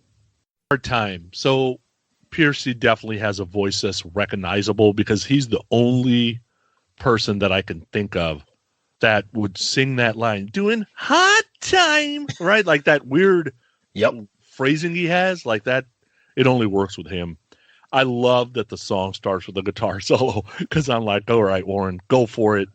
The melody, especially in the verses, I don't know if you guys picked up on this, but I think there's too many words. It's almost like Stephen's rapping, right? It's like, cut out every other word or something. Why are you guys in love with everything that's got to be said right now, right? So that part kind of turned me off a little bit, and then the chorus is just a little boring to me. Like, it's not One Step Away to me is actually written better than this song. But yeah, I don't like the Stephen kind of rapping thing, and I don't know if that was the intention and that's kind of where the vocal melody landed, but it didn't land in a great place. So this is a good recovery from One Step Away because I just was not a big fan. This is kind of like what I like about Ratt. Kind of get that sleazy groove, that great drum beat that kind of carries it. Sonny, you hit the nail on the head, which was something you put it into words that the verses are too wordy. And unless you listen to this song, you're not going to really understand what we're saying. So even with earbuds in, I went for a run yesterday and I was listening to this album again. I'm like, I have earbuds in. I don't know what he's saying. It's like, it's like you're trying to say too many things with not enough time to say them, and there's no need for it. And then by the time you get to the chorus, it's like hard time. I'm like, oh, so you were just talking about bad stuff because the chorus is called Hard Time. Okay, I get it. I mean, other than that, I like the song. This is kind of what I want from Ratt. Dirty, Stephen Pearcy with doing the things that he's has a strengths with vocally. But yeah, you said it, you put it into words for me. Just the verses are just too wordy, and it just kind of takes away, because I like what the band is doing musically in this song. Hard Time, written by Warren DeMartini, Stephen Pearcy, Desmond Child. So they've been alternating. They go back to Ratt, except that there are a lot of words in this. For instance, won't even let you sleep on the floor anymore. Like, who the fucking fits that in that previous lyric? Right. Down, kissing the ground, and your friends downtown won't even let you sleep on the floor anymore. Right. Like, he is not known as a wordsmith. So this is Desmond kind of coming in and helping them. I'm used to, you should know by now. That's what I want to hear. You should know by now. That is. So this is one of the reasons I want to do Ratt. This is like kind of like Ratt has always had that special place for me where we always laugh about like the clapping and the fucking the what do you call it? The back and forth. Swaying back and forth. You mean the slick moves? Yeah, and it's the hot looks. It's all of a sudden like the shot through the heart. It's the you should know. Yep. And it's in this whole album and stuff. This is, I think, one of Jimmy's, our buddy Jimmy, our good friend, favorite. And we always talk about this album. And this is part of the stuff that you kind of get into that Ratt sound. But on this song, it's old school Ratt, a little like lay it down without that many words. But the song is about being busted and broke as a joke, which is kind of like, okay, where's the part that you're like banging the girl on the floor or something? Like this is just about being broke? Like, that doesn't sound like Ratt. Yep. Where's the girls in the song? Like, exactly. what? There's a nice riff to it, a nice Stephen vocal. The solo is always good because it's Warren. But yeah, that's a Hard Time. Let's go. Let's it's time to flip the switch back to a Bon Jovi song. Literally. As I win, tails you lose. John Bon Jovi's doing the backing vocals here. I'm listening to this song the other day. I had not really figured out all the lyrics yet. I look at the lyrics kind of before we record, right? I'm like, did he just say, I may not be a doctor, but you're as sick as the flu? Like, oh my God, dude, you guys are fucking reaching right now to rhyme words. That's worse than Ace. Like, that's bad. That's rough. Yeah. It figures that John's involved in this because it really does sound like a Bon Jovi throwaway, right? That's like, yeah, we're not doing that song. They recorded it and go, yeah, Desmond, no. Sell that to somebody else. We're not doing that song. I like the verses better than the chorus because in the chorus, normally that delayed heads I win, right? That's happening with a backing vocal, which is just like a second after the lead person saying heads I win. That usually super works for me. Usually for me, that's an earworm. For some reason, it doesn't work in the song for me, and I don't know what it is. I tried it. Because I don't know what the fuck Bon Jovi's saying. I've had this thought in my head since fucking 1990 when this album came out, and I've been waiting for someone to tell me. It does not sound like Bon Jovi is saying heads I win. Like, I have no idea what he's saying. It sounds like he's saying dying. It doesn't sound like he said heads I win. I don't hear it. Yeah, I don't. Oh, yeah. That's what he's saying. The lead's going heads I win till you lose, right? And after heads I win, he's immediately about a second delay saying heads I win. It sounds like he's saying heads I die. It doesn't sound like win. I don't hear the win part of it. Yeah, that's it. And then the guitar solo and the outro solo are amazing. Like Warren, one of the things I realized on this song, I'm like, oh, this is very interesting because there's no Robbin. So Warren can pretty much lay down the foundation of how he wants the rhythm track to be and be thinking about it live going, oh, I can add this, while Robbin's just playing and he's just going, right? I'm going to have the second guitar live with me anyway. I can lay down anything I want right now and it doesn't have to be super complicated. And I think Warren took advantage of that a little bit. Yeah, you kind of hinted at this. This is a popular Ratt song for a reason. It's hooky, catchy, but I don't like the chorus. I like everything about this song except the chorus and kind of like that little bridge. I think the verses are perfect Ratt. Stephen Pearcy sounds good. It has a good groove to it, a good vibe to it, and then you throw in that earworm, that pop metal, catchy, hooky chorus that I get it. I just don't like it. It's the weak spot in the song for me, which is a problem for me if the chorus is a weak spot. Sometimes I can tolerate a weak verse here and there, but if the chorus is weak, that makes it a struggle for me. But I like the song. Again, I think the Sonny, you said the solo is great, but the chorus is kind of I get what they were trying to do with it, with the John Bon Jovi and the poppy stuff, but it's just kind of the weak spot for me. But other than that, verses are great. Steven sounds awesome. Heads I win, tails you lose. Warren DeMartini, Stephen Pearcy, and Desmond Child. This is one of the reasons why I want to do this album. Songs like this, One Step Away, it is a different Ratt. And I love this. I love the Bon Jovi addition to this. It's a harder Bon Jovi album, kind of, for me, that is. It's Desmond Child all written all over this. This is their let's put the X in sex. This is exactly that.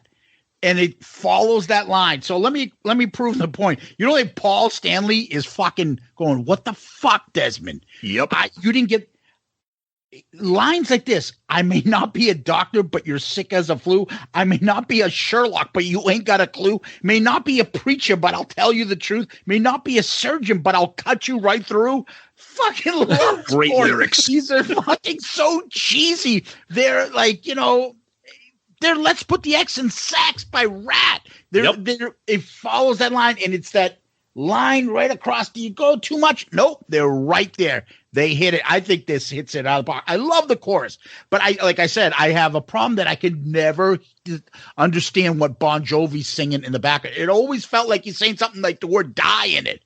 Hands I can't hear the win part of that part. And I fucking love. I know those guys had a huge friendship, Bon Jovi with Ratt in the early days of touring together and things like that. And then Ratt kind of helped Bon Jovi in the beginning. And then Bon Jovi's like, yeah, go over here, little brother. But he still returns the favor and comes around. And you know that they talked and probably said, hey, why don't you bring Desmond over, and why don't you go work with these guys over here? They're my friends, and they had a pretty good style. Oh yeah, that in theory you're like, okay, that'll probably be a nice combination. They're already melodic and they got their distinct style. Maybe if we have Desmond to them, he can make them get a big hit again, like Round and Round. But they weren't known. They were known for a harder rock song. They didn't get known for Home Sweet Home.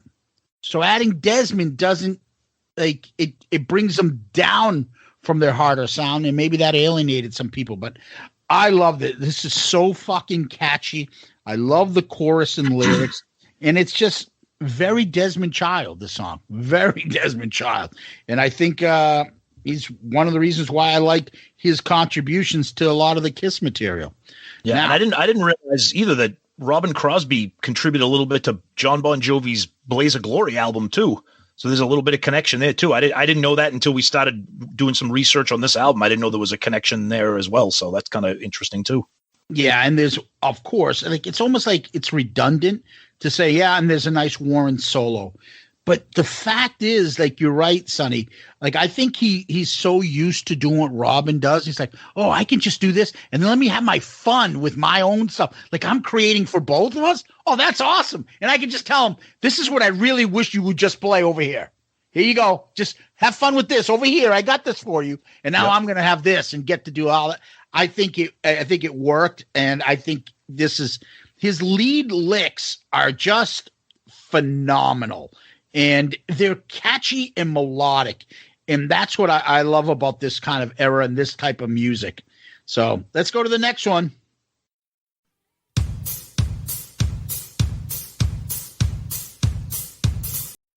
All or Nothing, basically Way Cool Jr.'s little brother here, right? I mean, it's the same vein. I like the verses better than the chorus. I'm going to get into a second of why.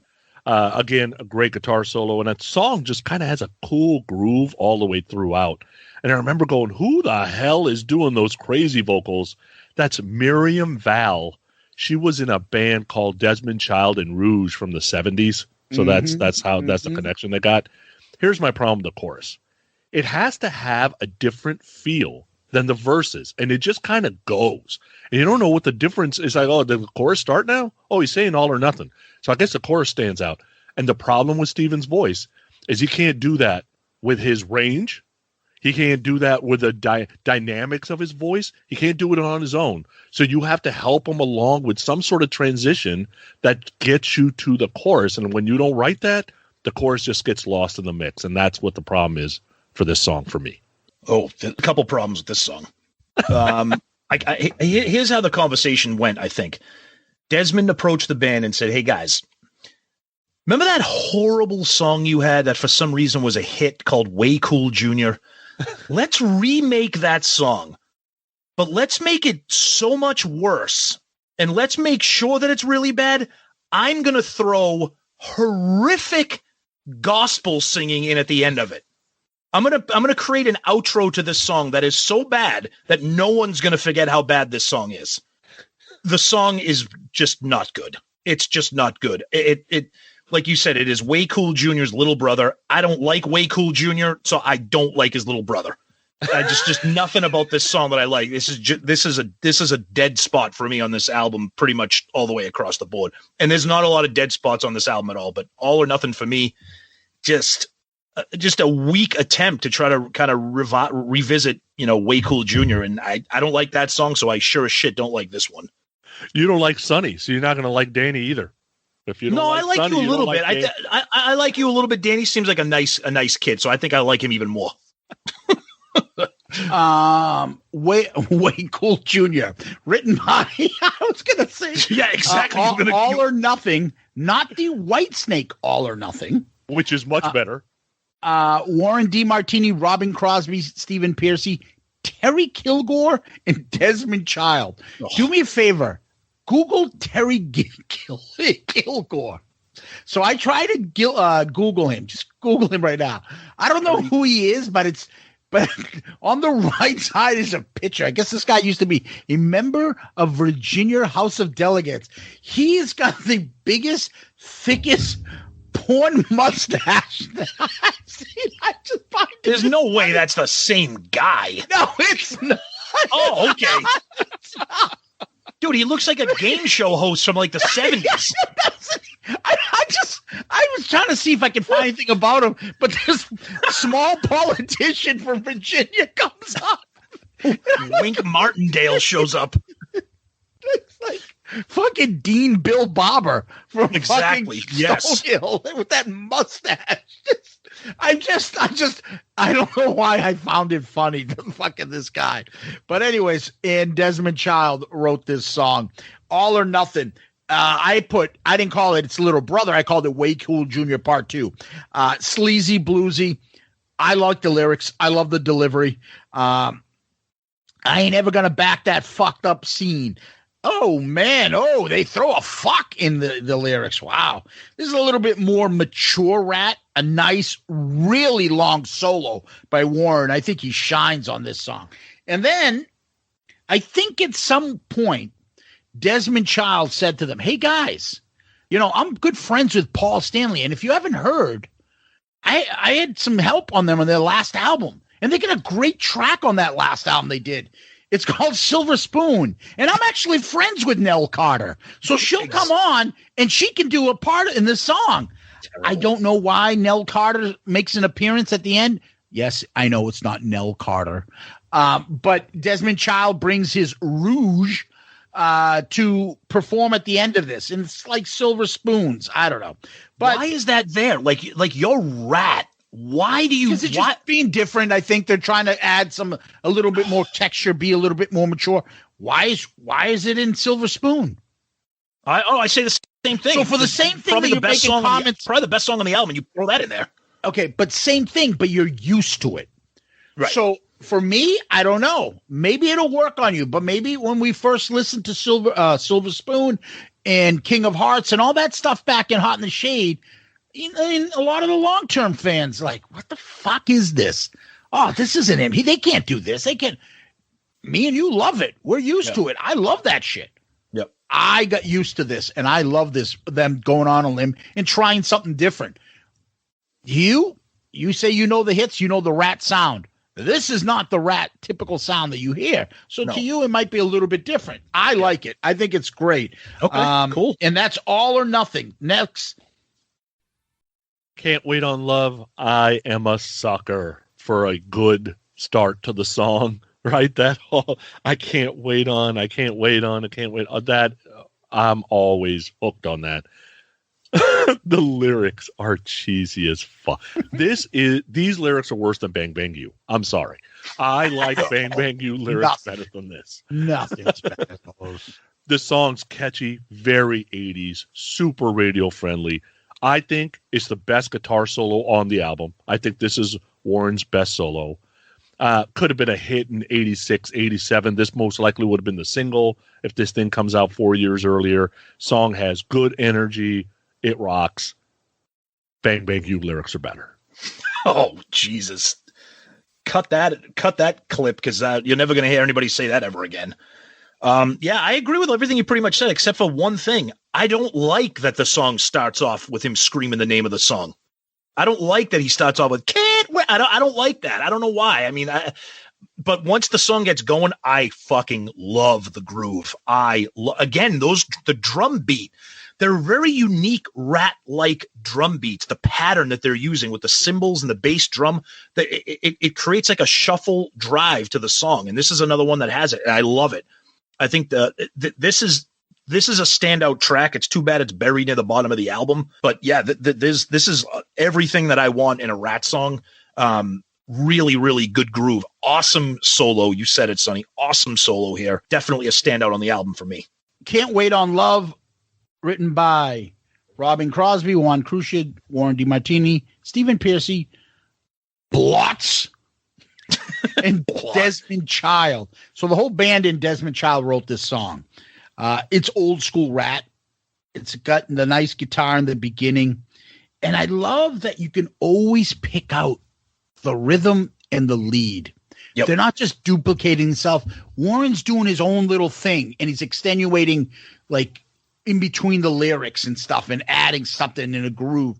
I love that. And it's got a nice chorus, and it's got the usual typical Warren solo. I don't think it's nowhere near the best solo on this album. It's a good, fun, catchy song. It's a good Ratt song, typical Ratt song. Let's go to the next track, which is something we've probably never heard from Ratt before. So I just want to start by saying it's been great to be on Shout It Out Loudcast. I knew this was because my thoughts on this song may end the run. I remember hearing Givin Yourself Away the first time, and I'm like, oh my God, Pearcy is about to do So Tired. We are in big trouble, because these type of songs to me are all about the vocalist. And Stephen sounds like shit. It's like bad Lita Ford. I mean, it's bad, right? You should. What is bad Lita Ford? Bad Lita Ford's worse Lita Ford than it already is.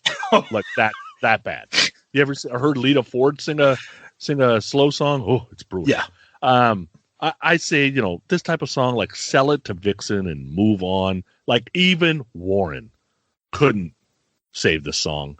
Now the wild part about it is like Diane Warren is credited, and I like Bed of Nails, Turn on the Night, You Make Me Rock Hard, When I See You Smile. Like I normally really like Diane Warren songs. This one is worse than Nothing Can Keep Me From You. This is that bad. Like this is really, really bad. Oh, yeah. I'm not going to argue with you too much. This is fucking horrific. And it's not horrific because of Stephen's vocals. It is horrific because it is a trash heap of a song. No one could make this song good. It's just it's a catastrophe of a song. And like you said, Diane Warren was trying so hard to give Ratt up their first real legitimate pop power ballad. And this was just a collapse.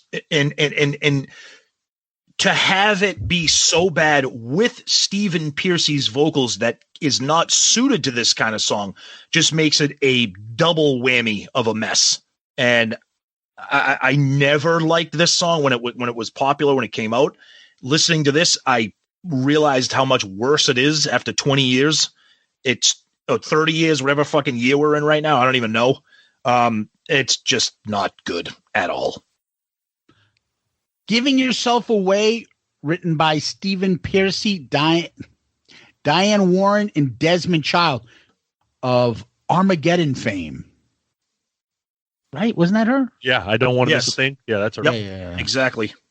And what was the other favorite song she did with that's very similar to that, done by Kiss? What was that again? Your favorite song, Sonny?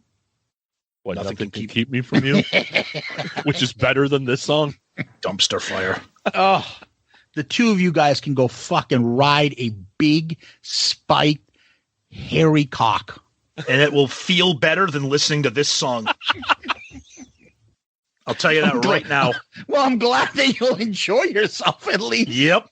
Why does it have to be hairy? Like, I don't because it makes me think that it'd be even grosser. That's all. I would rather experience discomfort on that part of my body than experience discomfort in my ears from listening to this song again. Oh, you guys are so fucking ridiculous. This song is awesome.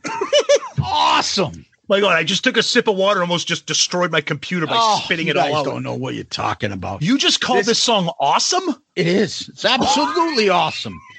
This is their first power ballad. I didn't even think that was Stephen in the beginning because I never thought that was him. I thought it was some other band member singing. It does not sound like him. So that's how much I'm used to him singing a ballad song. I couldn't tell. The hey reminds me of the fucking Eddie Murphy. Yeah, Eddie Murphy doing James Brown going in the hot tub. Hey, that's a James Brown lyric right there. That's what it sounds like. I think the solo is awesome. I think it's very melodic, and I think it's an awesome power ballad. I love it. I think it's great. It's very catchy for me, and yeah, this is one of the other reasons is me and Jimmy always talk about how fucking underrated this song is and how much we love it. And that's why I got into Detonator. He's the other guy that in our trifecta here of buddies that I'm always around listening to this type of music. And we'd always talk about this album and this specific song. So if he was here, he'd back me up, fucking asshole. Shitting on my song. Okay. Anyway, I'm sorry. I love this. I love the song, but we're not done yet. No. So let's go. Top Secret. So this song sounds old, and then when you do a little bit of research, you find out it is an old song because it lacks the polish and the melody of what a Desmond Child does. The guitar riff is unique. There's some fills he's doing that are almost like Middle Eastern flavor, which is kind of cool. And the song's a bit more raw. I think I like that, but then it sounds kind of very amateur. Because when you compare it to Lovin' You's a Dirty Job, like it's not even close. So it feels kind of like an afterthought maybe thrown on at the end. It's meh at best to me. Wow. Okay. Well, thank God they ended the album with this and not Giving Yourself Away. For a lot of the comments that you said, it's one of the reasons why I'm a huge fan of this song. It sounds raw. It sounds old. It sounds like it's something off the first two albums. It could have maybe been on Out of the Cellar. Awesome solo. This is a standout song for me because again, I keep saying it a lot. This is what I want from Ratt. Kind of that like simple kind of riff, the driving beat of the song, cool chorus, cool guitar solo. I'm happy that they ended the album with this because I don't like when albums end with a thud. And I like this song, so it ends on a strong note for me. Top Secret's a good one. Top Secret, written by Stephen Pearcy, Warren DeMartini, and Desmond Child. This is a song that was always, I knew the album. It grew. And it's probably the track I go to the most on this album. Fucking love the guitar. Love it. It is so kick-ass. The fucking lead fills that he does is incredible. He extenuates everything, is so melodic. And the song original version is on that compilation collage that they did. It's credited as saying written originally by Stephen Pearcy in 1977. Amazing. Jakey Lee was with him at the time and contributed a lot of the guitar parts to this song. And then they updated it. So there's a very rough cut of this song. And you can hear it on Collage and other stuff. And the guitar stuff, a lot of people in the comments, if you go on YouTube and watch and read some of the stuff, a lot of people like, when did fucking Ratt become Megadeth? Especially if you hear the older version. You're like, what the fuck? It sounds like Megadeth. Yeah, because the simple riff that you got here, that is definitely an old, like, Megadeth, Metallica, just a simple chugging, just that's not something that Ratt did a lot. I think the guitar on this is insane. It's my favorite guitar track on this. The pre-chorus rocks. I love the callback layer. I'm on. I love that. The top secret. The song kicks ass for me. Kicks ass. One of the things that I didn't bring up, like you was talking like during the chorus, is that how that guitar riff starts to like escalate. It's like like it goes up and then it kind of goes back down and you get back into the verse. You can definitely tell that this song is, I don't want to use the word afterthought because that usually has a negative connotation. But like you said, you could tell it's old, and that's why I like it. And they modernized it and put a fucking kick-ass version of it. They did. The album. Yep. So that is Ratt's Detonator. Thoughts? Sonny? I love Out of the Cellar. After that, Ratt is hit and miss for me. If I came up with 20 songs from Ratt that I liked, total, it would be a miracle, to be honest with you. Wow. Every album after Out of the Cellar was like less and less. It's like Invasion. I'm like, I like 4 or 5 songs. The next one was like, I like 2 or 3 songs. So it just kind of, I don't know. And I think it has a lot to do with they never allowed me to connect because there was a big piece of it missing for me. So I was excited when Zeus picked this because, again, I'm a Ratt fan, and I don't know much about Detonator other than the hits, quote unquote, that were on this. I got to tell you, this has happened to me before when we do album reviews on albums that I'm not familiar with, which is rare. Most of the albums we've picked, I know pretty well. It's like I don't know if it's because I'm letting my mind like mature and I'm like enjoying it, or if it's like that Stockholm syndrome. Like I play the album once, I'm like, oh man, I don't know, this is kind of rough. Then by the end, I'm like going onto eBay and seeing like if I can find the vinyl because I fucking love it. Like I couldn't stop listening to this album. Like I was hooked. I mean, I know I've said some, couple of songs that don't stand out as my favorite, but and again, it's because I like Ratt. It's because I like Stephen Pearcy. This is a great album. It's too bad it kind of got buried in 1990. I'm happy for them. They had a couple standout hits on it, but I like it. The problem with the album, as much as I do like it, you can definitely feel the Desmond Child. It sounds like half of this album is Ratt and the other half is Ratt trying to be somebody else. And I get it. It's 1990. You're trying to kind of rejuvenate or expose them to a different kind of audience because of what's going on in music. Talked about the songs that I feel maybe aren't Ratt-ish. But that being said, Detonator's a good album for me. All right. So for me, I told you, I have a lot of nostalgia when it comes to this album. I love it. And one of the things is, Tom, I feel like you'll probably circle back to this at some point and start thinking of it a little bit differently. Like, you never know. Maybe you'll be like, nah, it still didn't move anything for me. But for me, I think that you'll see that this will have a lot to do with like people think of Hot in the Shade. Yeah, this is just weird. I don't like this. Oh, fucking, it sucks. It's not Out of the Cellar. Oh, Hot in the Shade sucks. It's not Revenge. It's fucking not Creatures. It's different. They still have their signature Ratt kind of sound, but it had something. And I love that. I love that these songs are different, a little mature. There's nothing on this that I've ever skipped. Nothing. Except for maybe intro. Like, fucking hurry up and get to the song. But I can play this all the way through. I've played this now for a couple of weeks straight. All the time, and when I'm in the car, which is not often, but when I'm in the car, I play this, and I don't care what song comes on. I prefer like certain songs, but I don't mind if anything else comes on. I think that this album for me, the different tracks are what stood out for me because I'm already used to, and I already love that Ratt sound. So, but the different songs, the Givin Yourself Away, All or Nothing, One Step Away and Heads I Win and Tails You Lose. Those songs stick out for me and have more of a feeling.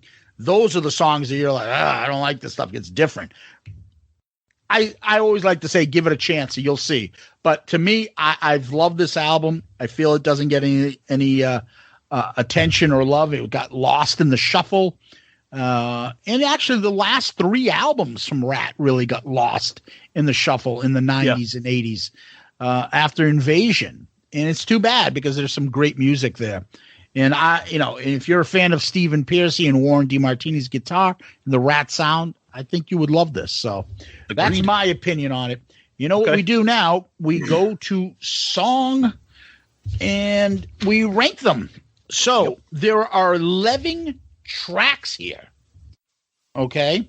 Since there are 11 tracks, and this is my album, I think I'm gonna go first. Is that all right? Go for it. All right. Number 11 for me, Intro. That Sonny, was easy. Sonny, you can go next. Then I'll go. So I didn't think that any song could ever be worse than Source of Infection. Until you heard Givin Yourself Away. Until I heard Givin Yourself Away. This is the bottom of the 16 albums we have done. Oh. Period. Givin Yourself Away is my number 11. I never thought anything could be worse than a 50-second intro that doesn't even have any lyrics, but Givin Yourself Away is at number 11 for me. Oh, you guys are insane. Sorry. Number 10, Scratch That Crab. Dude, already we're all over the place with this, and I love it. 10 for me is Intro. Me too. Intro, number 10. 9 for me, Can't Wait on Love. 9 for me is Scratch That Itch. 9 for me is One Step Away. 8 for me is Hard Time. Hard Time. 8 for me is Top Secret. Wow. I love when we do rankings and everybody's all over the place. It makes it more fun. 8 for me is All or Nothing. 7 for me, Loving You Is a Dirty Job. Wow. Whew. Okay, so before I give you my 7, my 3 through 7, I was having a bitch of a time ranking them. So here's what I did. I said, all right, take Stephen out of the mix because I love Desmond Child. Okay. And rank the songs as if Stephen is not singing. So my number 7 is Hard Time. Number 7 for me is Heads I Win, Tails You Lose. Number 6 for me is Shame, Shame, Shame. Oh, wow. Six for me was All or Nothing. 6 for me is Hard Time. Number 5 for me, All or Nothing. Number 5 for me was Heads I Win, Tails You Lose. 5 for me is Lovin' You's a Dirty Job. Wow. Yep. 4, One Step Away. Wow. All right, 4 for me is Can't Wait on Love. That's also my number 4, Can't Wait on Love. 3 for me, Heads I Win. 3 for me is One Step Away. 3 for me, Top Secret. Barely missing out on the number 1 spot. Number 2, Givin Yourself Away.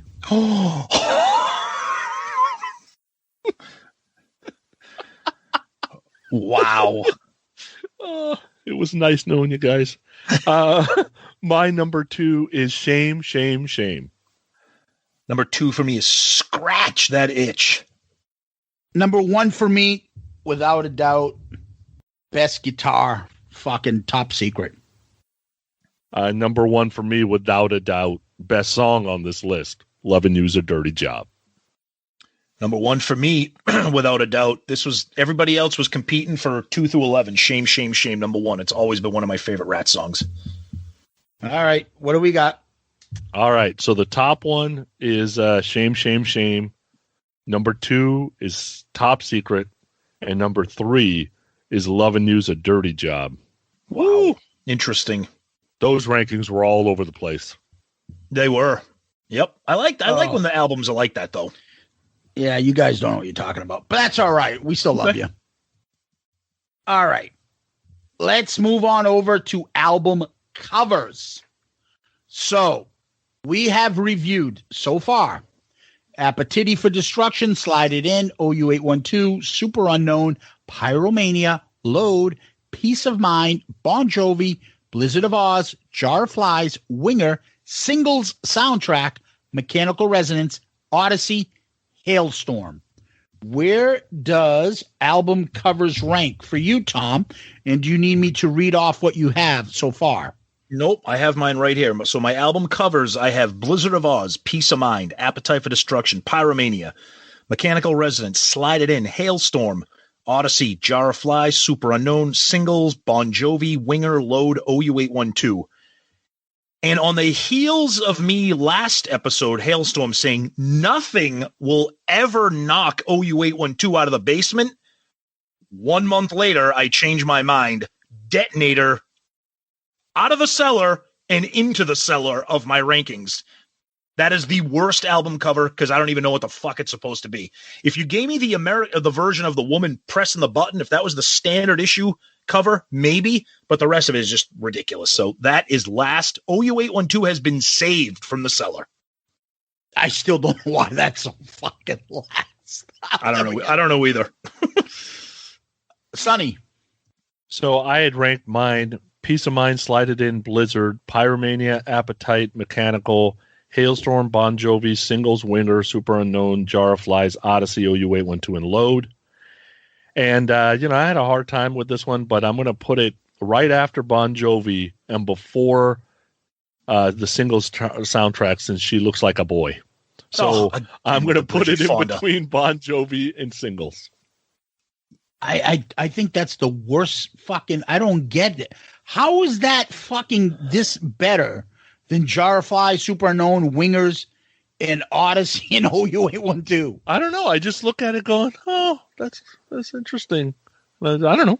I look at it and I'm like, I don't get it. Regardless, I had Blizzard of Oz, Appetite, Peace of Mind, Slide It In, Pyromania, Jar of Flies, Mechanical Resonance, Super Unknown, Singles, OU812, Bon Jovi, Hailstorm, Odyssey, Winger, and Load. I'm going to rank this probably right under Winger. Nothing's going to beat fucking Load. That's the worst one by far. I'm going to rank this right under Load. Okay. Or right above Load, excuse me. Right under Winger. Okay. The Winger one is still like kind of like whatever, but at least it's got a face thing there, and kind of thinking what they're trying to do. This, I don't get it. No, so, it's odd. I mean, especially with a title named Detonator, there's so many cool things you could have done. But I don't get it. So let's go over to the albums themselves and how we rank them. Tom, do you know how you rank this? I do. Yeah. Why don't you read your rankings first? Okay. So I got number 1, Mechanical Resonance, Singles, Pyromania, Jar of Flies, Appetite for Destruction, Odyssey, Hailstorm, Blizzard of Oz, Super Unknown, Load, Slide It In, Winger, OU812, Bon Jovi, Peace O' Mind. Detonator. I like the album. I like it very much, but again, I keep saying this every episode. There's a list of some of the all-time greats on this. Detonator is going to go right underneath Winger and above OU812. It's going to go in at number 13 for me. Okay. Sonny, you want to read yours?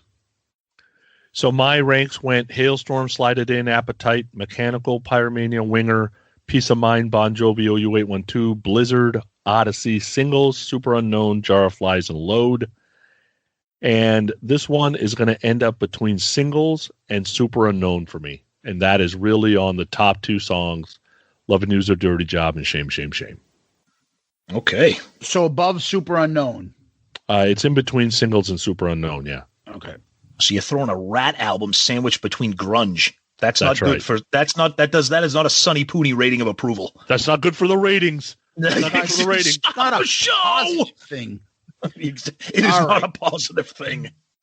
So for me, I ranked Blizzard of Oz #1, Pyromania, Appetite, Mechanical Resonance, Singles, Jar of Flies, Bon Jovi, Super Unknown, Slide It In, Peace of Mind, Load, Hailstorm, Odyssey, OU812, Winger. All right. So I am going to rank this one in my top 10. I'm going to knock down Peace of Mind, and it's right on the Slide It In. So, yeah. So Slide It In, Detonator, then Peace of Mind, Load, Hailstorm, Odyssey, OU12, Winger. So that's where it goes for me. Nice. Yeah. Next time, interesting. We do a group pick. Mm-hmm. We do. And I think we already know what we're doing. We just can't tell you guys. That's right. And yeah, that'll be coming up next month. We always do, I think it's become a habit of doing 2 in the month of March. Right. So that we end up with everybody getting 3 picks. Yep. 3 for each of us and 3 for group picks. And that's the way it works. And we look forward to doing the next one too. Mm-hmm. So after this, we usually go into the next. You awake over there? I didn't know. Go first. Okay, so what makes me rock hard? What I've been doing lately is I caught up on a lot of the stuff that was on DVR or whatever. And what I'll do is I'll you can talk to the remote now because we've got Xfinity, right? So I'll say a actor's name or actress's name, and then just kind of look for a movie that maybe I've never seen. So for some reason, I was like, oh, Danny DeVito. I haven't seen Danny DeVito in a while. So I call it up, and because I love that Other People's Money. Have you ever seen that movie? That's way long ago. I love that movie. So I'm like, oh, let me check out something I haven't seen. And this movie came up called Even Money, and it's from 2007. And basically, it's a story about like how 3 strangers, 3 of the main characters, who are addicted to gambling, and how their lives kind of become intertwined in this area of the world. So Kim Basinger is the lead actress. She's smoking hot in the movie, by the way. And she's a writer, a novelist who's a gambling addict. Danny DeVito is the magician that works at the casino. Forrest Whitaker is a sports betting addict. Ray Liotta is married to Kim Basinger, and he's putting up with her shit. Kelsey Grammer is the detective. Wow. Tim Roth is the bad guy threatening people. Jay Moore is a character. Carol Gugino is a character. Nick Cannon, Charlie Robinson. Like, it's got major actors. Never heard of it. And it's a really, really cool movie about just if you're a sports gambling addict, or if you're a person who plays slots all the time and loses a lot, and kind of the down and out about a magician who had a show but then didn't go so well and kind of is on the last end of that, and then how their families react and how it sometimes gets you in trouble and you go start borrowing money from people maybe you shouldn't borrow money from, and who's the dirty cop and who's not the dirty cop. And it's a really good movie, and it was a fun watch. It's called Even Money from 2007. Cool. I'll have to check it out. I never heard of that. Yeah. So for me, Zeus always talks about going down like a YouTube rabbit hole. So Amazon Prime Video, the same thing happened with me. They have a very unknown, I guess, unless you're searching it out frequently.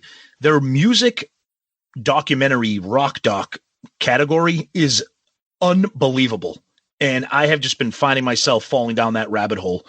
Because with Amazon Prime, like with most streaming services, you watch one thing and it'll say, you may like this. And they have band-specific documentaries. Some of them are from that classic show, the classic albums. They have ones on Metallica, Steely Dan. Then they have other I love Steely Dan. It's one of my favorite bands. Sonny's laughing at me right now. But then they have other ones that are not, they're kind of just like independently made. Like if you're a Zeppelin fan, tons of Zeppelin ones. General ones on the band, then ones specifically about, say, Physical Graffiti, Led Zeppelin 4. Then there's one Elton John, The Police, AC/DC. Then they have other ones that are like genre specific. So if you're interested in like thrash metal, there's one called Get Thrashed, the story of thrash metal. There's a couple about the LA glam scene. just endless amounts of stuff that you can just consume. And most of them are about an hour. Some of them I watched a Zeppelin one on Led Zeppelin 4, just awesome stuff. And you will find yourself falling down that rabbit hole because it keeps, every time you watch them, it says you may also like, and it'll just, there's country, hip hop, R&B. And if that's something you're into, if you're just kind of, maybe too tired or too lazy to try to search for a movie, or in Sonny's case, too lazy to talk into your remote and say Danny DeVito, you can find pretty much anything you're looking for on Prime Video. So their music, documentary, rock doc section, chock full of awesome stuff. And that's kind of what I've been going through. Cool. So for me, I'm going to go down a genre that's more up, let's say, Tom's alley. And that is, I picked the Block Island Sound. Oh, no. I was telling you when this was going to come out.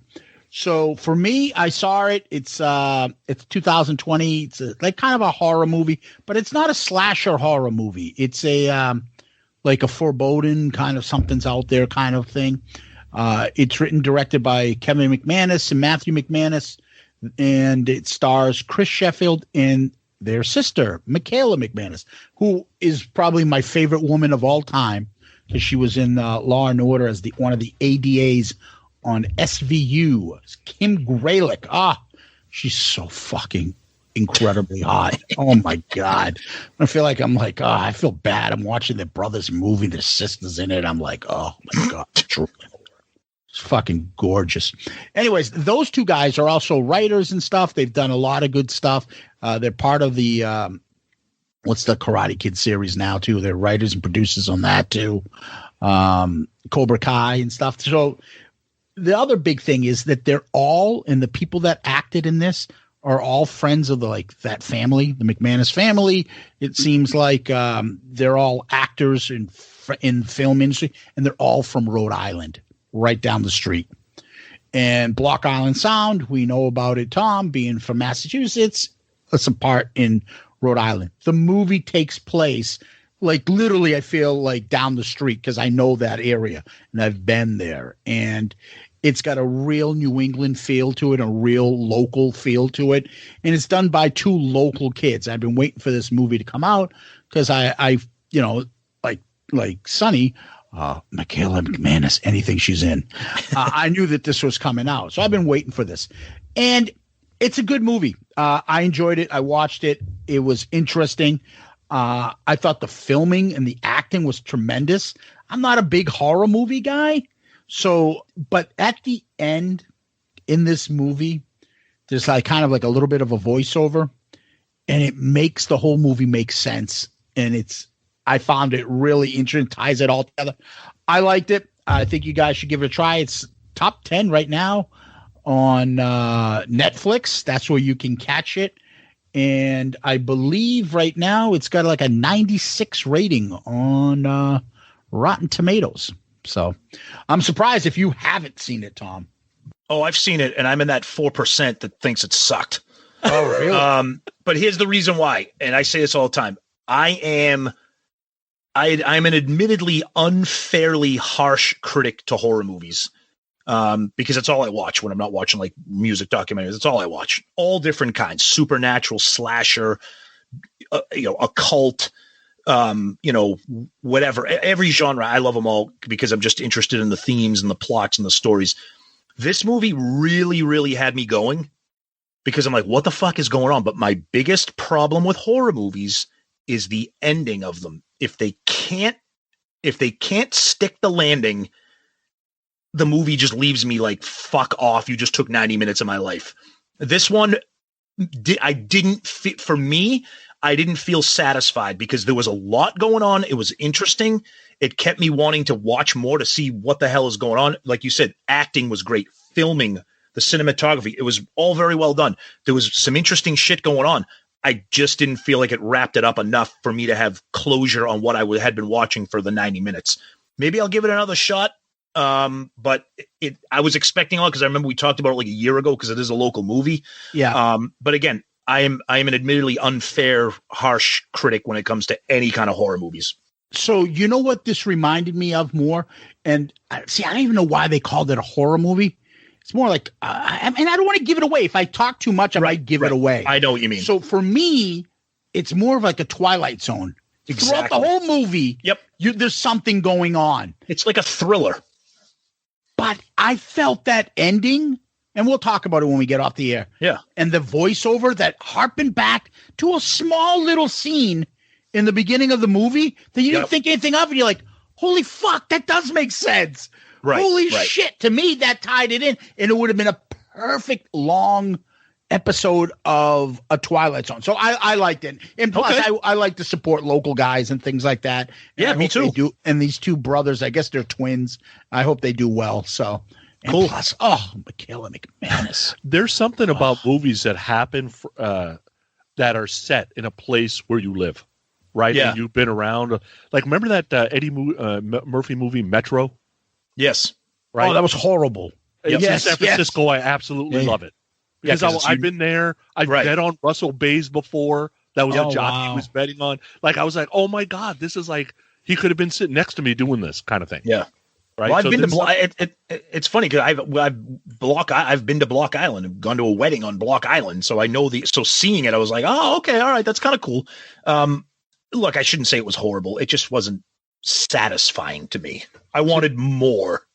Yeah. I think, Mystic River, like Departed, all those Boston movies that have become big in the town, 15 years, the town, they're all local stuff. They all show local stuff that we all know. Yep. And so we get into it. School Ties. Remember School Ties? Yeah, absolutely. Great movie. Down the street in Southborough, right where I live. Yep. It's St. Mark's. That's where it was filmed. I go by them all the time with my daughter. So like things like that you tend to go into. But again, I thought the movie's nice, and you like to see when you follow one person on either Twitter or Instagram and stuff, and you'll see them like, oh, we're starting to film this. I'm doing this with my brothers. Mm-hmm. And now to see it come out and they're getting good stuff, good reviews on it. To me, I love seeing that. Plus, cool.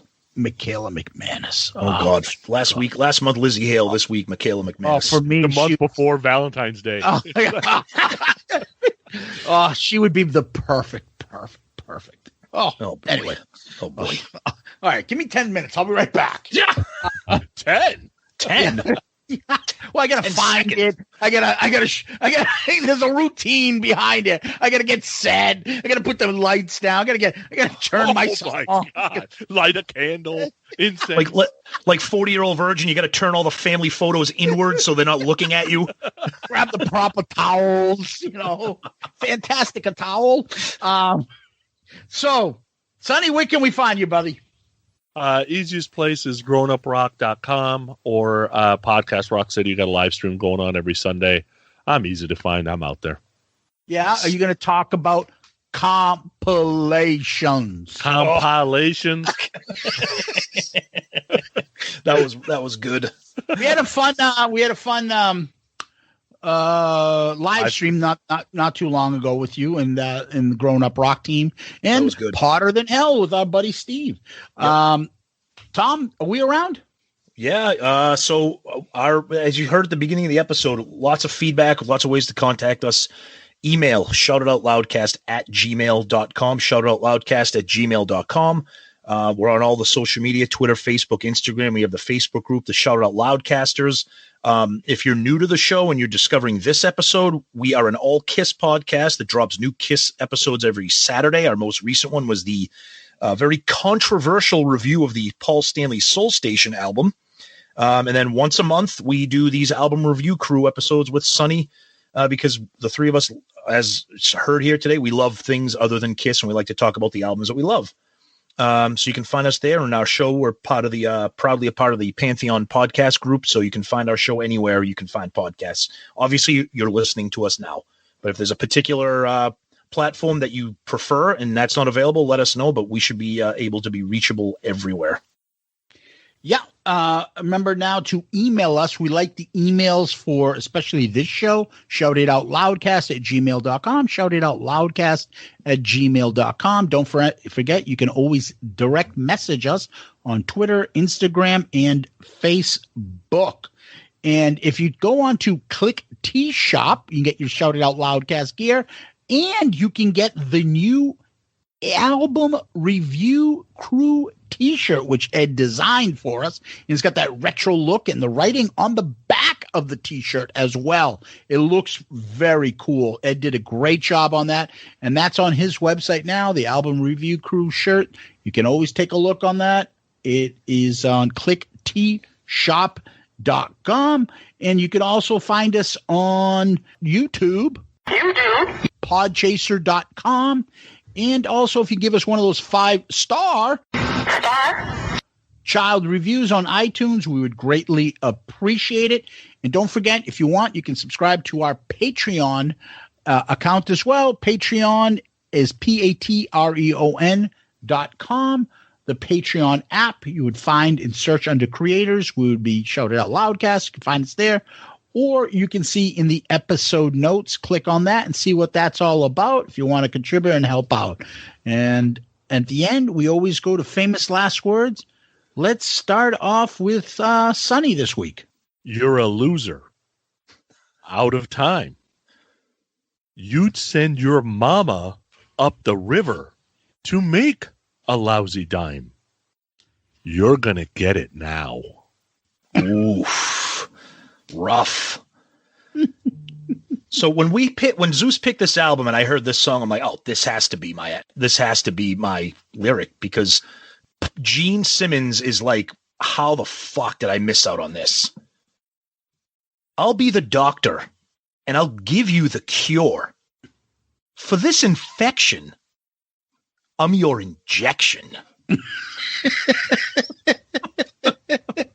Scratch! Love's like a bug that you catch in a snatch. That was going to be it too. I know.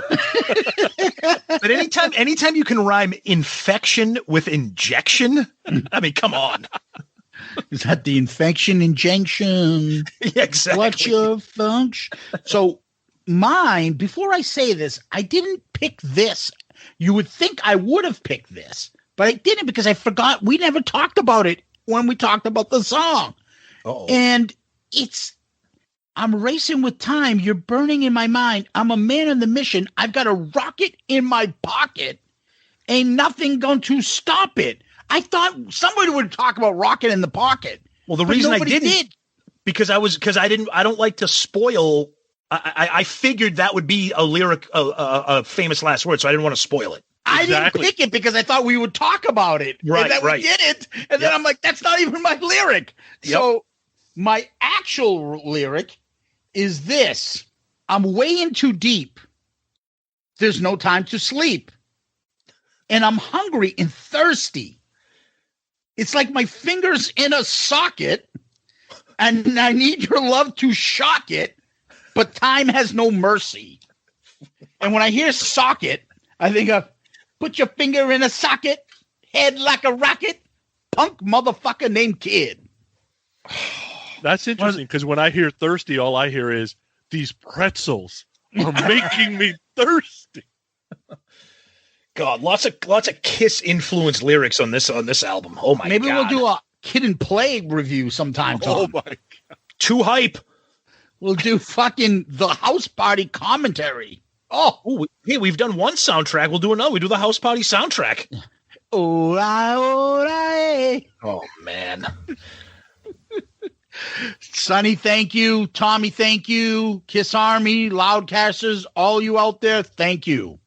Guys, thank you as always, Sonny. Always a great time. Love talking other non-Kiss stuff. So thank you, Zeus. Thank you, everybody out there listening. Thank you as always. Yeah, great time. And guys, keep up the feedback because we love it. Peace out, Girl Scout. Woo!